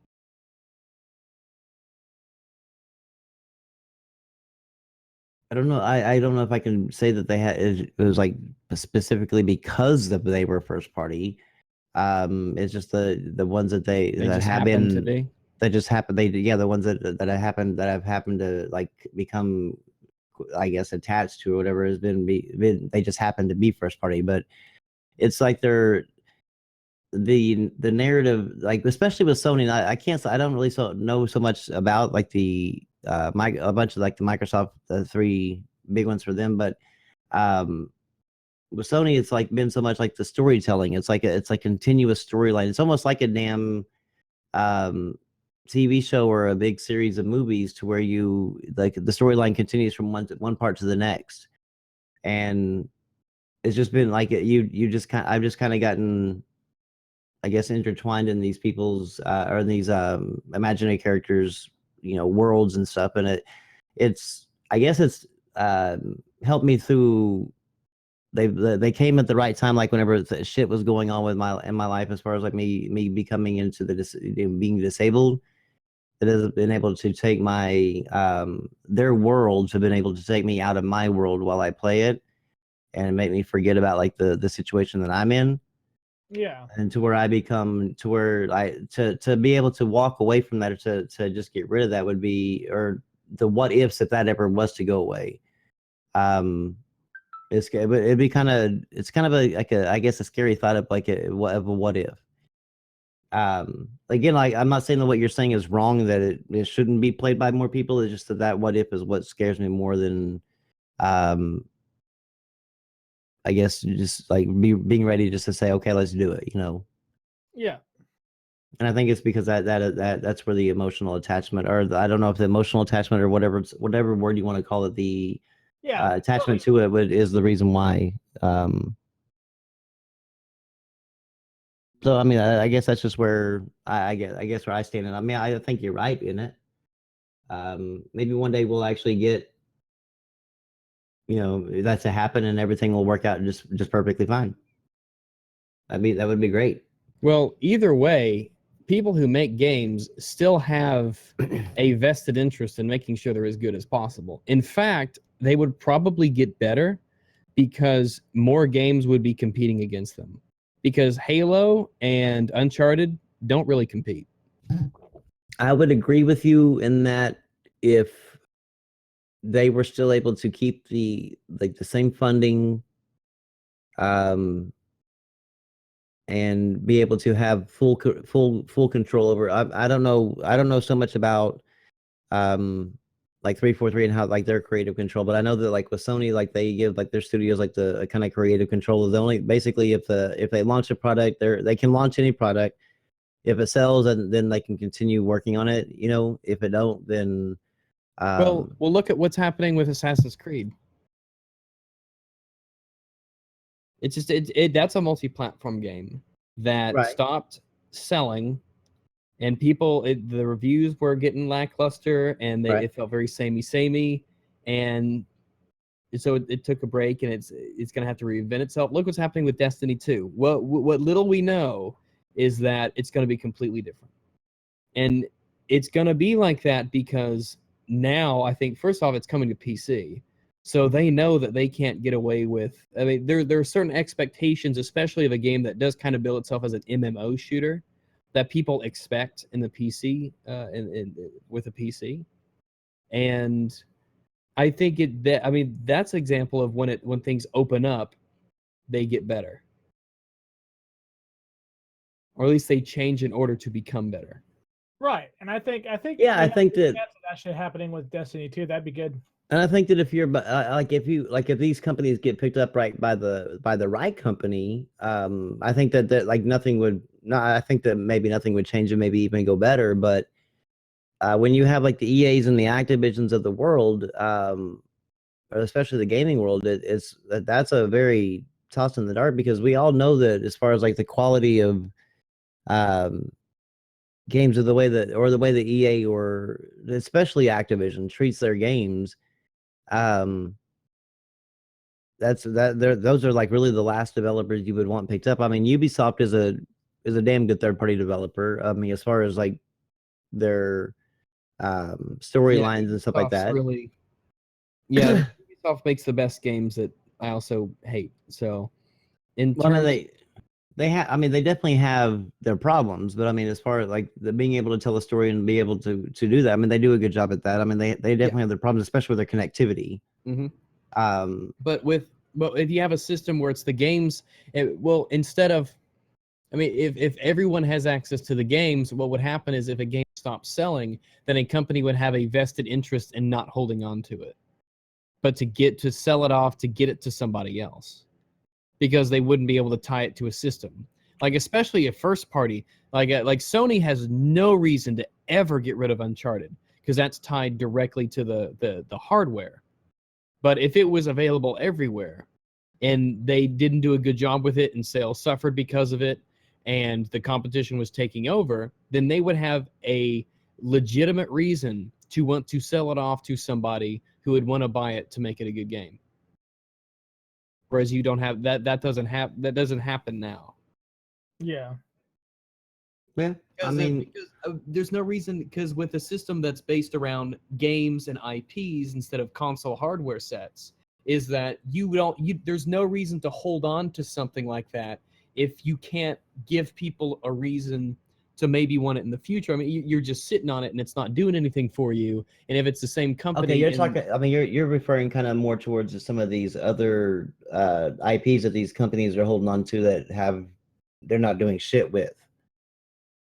yeah, sometimes that would probably be the case. But it is 3:00 and I should be off. Oh shit! Yeah, I didn't even realize it was 3. Actually, it's crazy because I kind of jumped into I was sort of playing Minecraft as we were talking, and Wait, you just got into it? well, I mean, I kind of jumping back into it, yeah. In terms of, because I've put just an insane amount of time into Minecraft in the time I've had it, and kind of playing it again is sort of, because all I did was I just opened it up and I downloaded a texture pack and boop boop, just like that. I had it running. Can Minecraft run without a GPU? Probably it could probably yeah. run on integrated graphics. Yeah. Because there was a thing that I saw today on Facebook, a video, or my wife wants to see it. That there's a world that people spent 2 hours making, that's like the entire Harry Potter set, like all the different Hogwarts, Hogsmeade, and the train section or whatever, and it's actually fully detailed on the inside too. And remember, you can just take a 1050 or 1050 Ti and just slap them into any computer. Yeah. I mean, if it ends up being where I need something like that, then that's cheap enough to where I can just run out and get those things, you know, what's crazy is those things could actually run the DB mod. That's the funny part. Like the DB mod. Yeah, the DB mod. The DB mod is probably one of Minecraft's biggest fucking like mod community love child projects. See, I don't know shit about like that. Like, yeah, it takes, okay, so like currently Minecraft doesn't really have any forecast shadowing or anything like that within its world. Like you just literally just spawn into this blanketed world of, you know, whatever your graphics that you want, and you just go do your thing. Well, you'd be amazed about what this thing could do when they see that there's a shadow cast or there's lighting, proper lighting in the game. It actually improves it like 100 times. It almost completely changes the experience. Yeah, a lot of these shader mods and things especially just make it look like a completely different game. Sometimes it turns from a quirky kind of looking game into a downright gorgeous one. Yeah. See, I've never actually messed with, I mean, other than like the plastic mod and you know, that type of stuff. I've never actually messed with any of the other stuff. Well, the DB mod is kind of a pain in the ass to install, but when you get it working, man, it is so fucking worth it. Like, it looks beautiful because you could do the DB mod and then you could do your favorite texture pack. And now you have your favorite texture pack with fucking shadows and lighting and just all this awesome looking shit. And it makes the water look more realistic.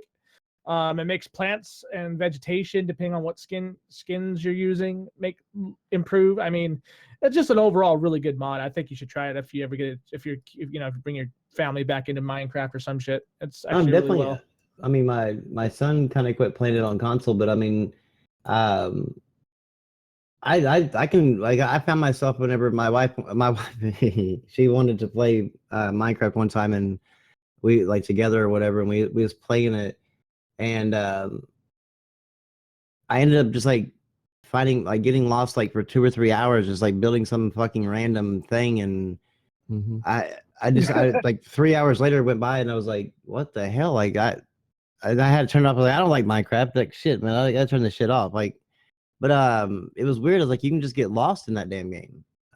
So I feel like that if I actually looked at the PC version of it, I could probably get lost for days. Oh, Probably, it's insane. It's What version were you running? the PS4 version at the time. Because I believe Minecraft is on 1.11.2 on the PC. So let me double click here. Minecraft launcher. Open that up. I have to log in. I was just playing the fucking. Yeah, I'm gonna click on mine right now. Yeah. So yeah, it is on 1.11.2. And that was, I don't know, the main purpose of it, they did fix bugs, took an opportunity to introduce a number of features, added rocket-propelled Elytra flight, added iron nuggets, sweeping edge enhancements for swords, changed attack indicator to hint when you should attack, blah, blah, blah. And I haven't, it's been so long since I've jumped in. There are new things that, Yep. Totally badass little mods. Curse used to be a mod supporter for Minecraft. You just download Curse, get whatever mod you fucking wanted, and it automatically installed it and patched it for you. Anyway, I'm gonna head out for now, and I'll see you guys later. All right, guys. All right, All right, yeah, man. it's a good time to get going. So before I go, before these guys go, I'm gonna go ahead.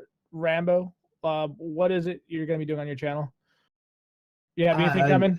Hopefully some live streams. Because I'm trying to get like the ability to find some time during the day with the baby here, and being able to do some live streams to where I can play games and still talk to people. Mm-hmm. So I'm just trying to figure out how to do that, because when that baby cries, I think she's got some colic.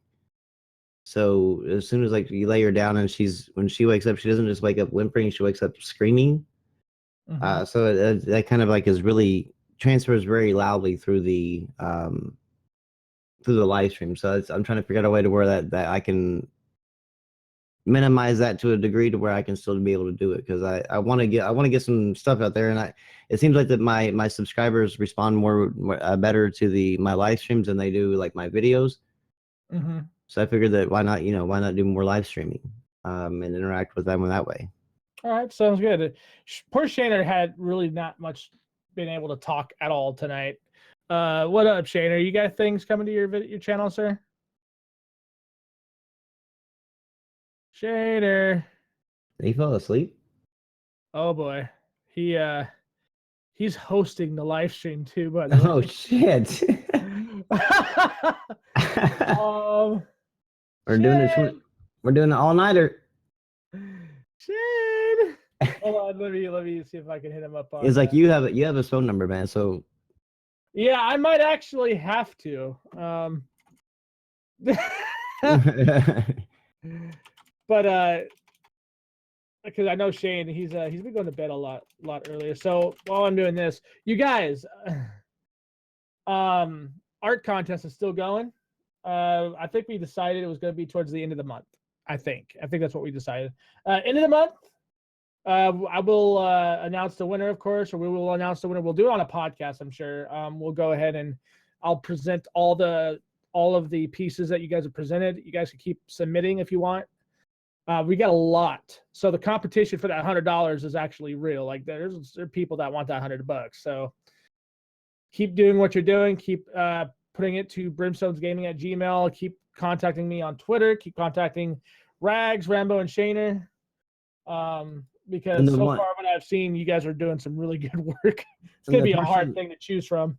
Yeah, the person that sent me, like, this is Rambo. The person that sent me the DMs with the artwork, I still have those, and those are going to be entered into the contest. So you don't have to worry that you didn't, you know, your entry didn't get inputted. It will. So just letting you know. Yeah. Because it's gonna be $100. It's gonna be whatever you guys want. So I mean, it's gonna be. I mean, I know, like Shader was like, "Yo, are you sure you want to do that? It's a lot." And I'm like, "Well, I mean, it'd be fun. I mean, I'm kind of like giving back to the community. I think they'll enjoy it. You know, we have a lot of artists in our fan base, a lot of really talented people. So I think it would be a lot of fun. And so far, they've already submitted quite a bit. So see, Shane was awake moments ago. Because he was talking not too long ago. He was awake. Let me see, what time was that? Because he was on Facebook messaging me, but he didn't. I don't know. Keep the stream going. I still got 2 hours of work left. I'm not keeping this bitch going, man. Jesus Christ. Trying to get Shaner. You know what? I'll text him right now. See if he snaps out of the funk. Because I was gonna game with him, but I guess he's gonna be going to sleep. Oh yeah, that's another thing. If you guys want a game, add me up on Xbox. It's XX Brimstone XX. I know, cheesy, but whatever. Yeah, I'm texting him. Calm your tits, nigga. As far as my channel goes, I will have more content coming. I've just been incredibly just not in the creative mood lately. Like, I just have not wanted to do anything. I had all these plans for these videos, and then I was just like, do I really want to? Let's see. Yo, you awake? This is going to be interesting. Do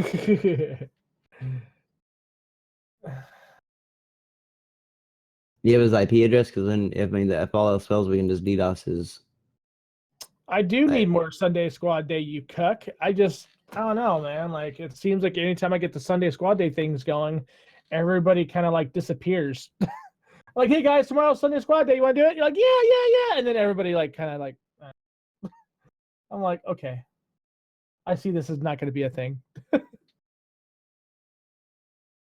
Fear likes to crash on you. Why does fear like to crash on you?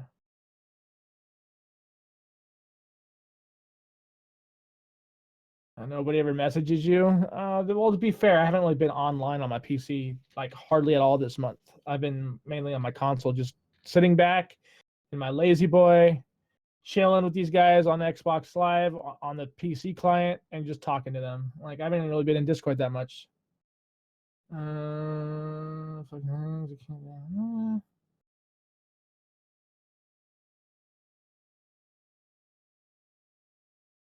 No love. You always got love, meme. You can log in and talk to us, dude. Log into the Windows 10. Oh, wait. You have Windows 7, huh? That's right. I forgot. No, he's got Windows 10. Hey, he's back. Shane? Yeah. Did you fall asleep? Yeah. Hey, so I was gonna say we're gonna go ahead and end this, but I was trying to get you to update these guys. Like, are you gonna have anything coming on your channel at all, or? I mean, I know you got the move coming up. No, I'm actually gonna be filming some of the packing, the whole trip there, and Oh, you're moving soon. 21 days, but I'm not counting or anything. Oh wow. Yeah, he's getting. Yeah, nobody's counting. How many hours now? He's getting tired of that California life. Yeah.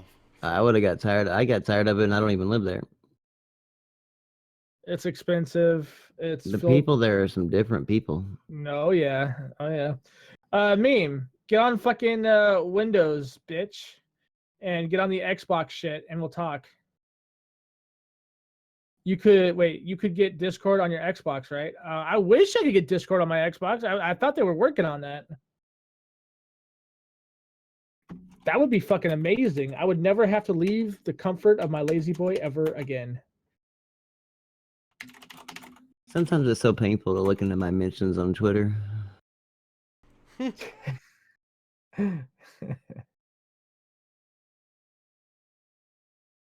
Discord Dan says they hope so. Yeah, it looks like they're working on it. So hey, we will be getting Discord on Xbox. They just don't know when. All right, cool. All right, so I'm gonna go ahead and come up to this end because I know Shayna here's tired.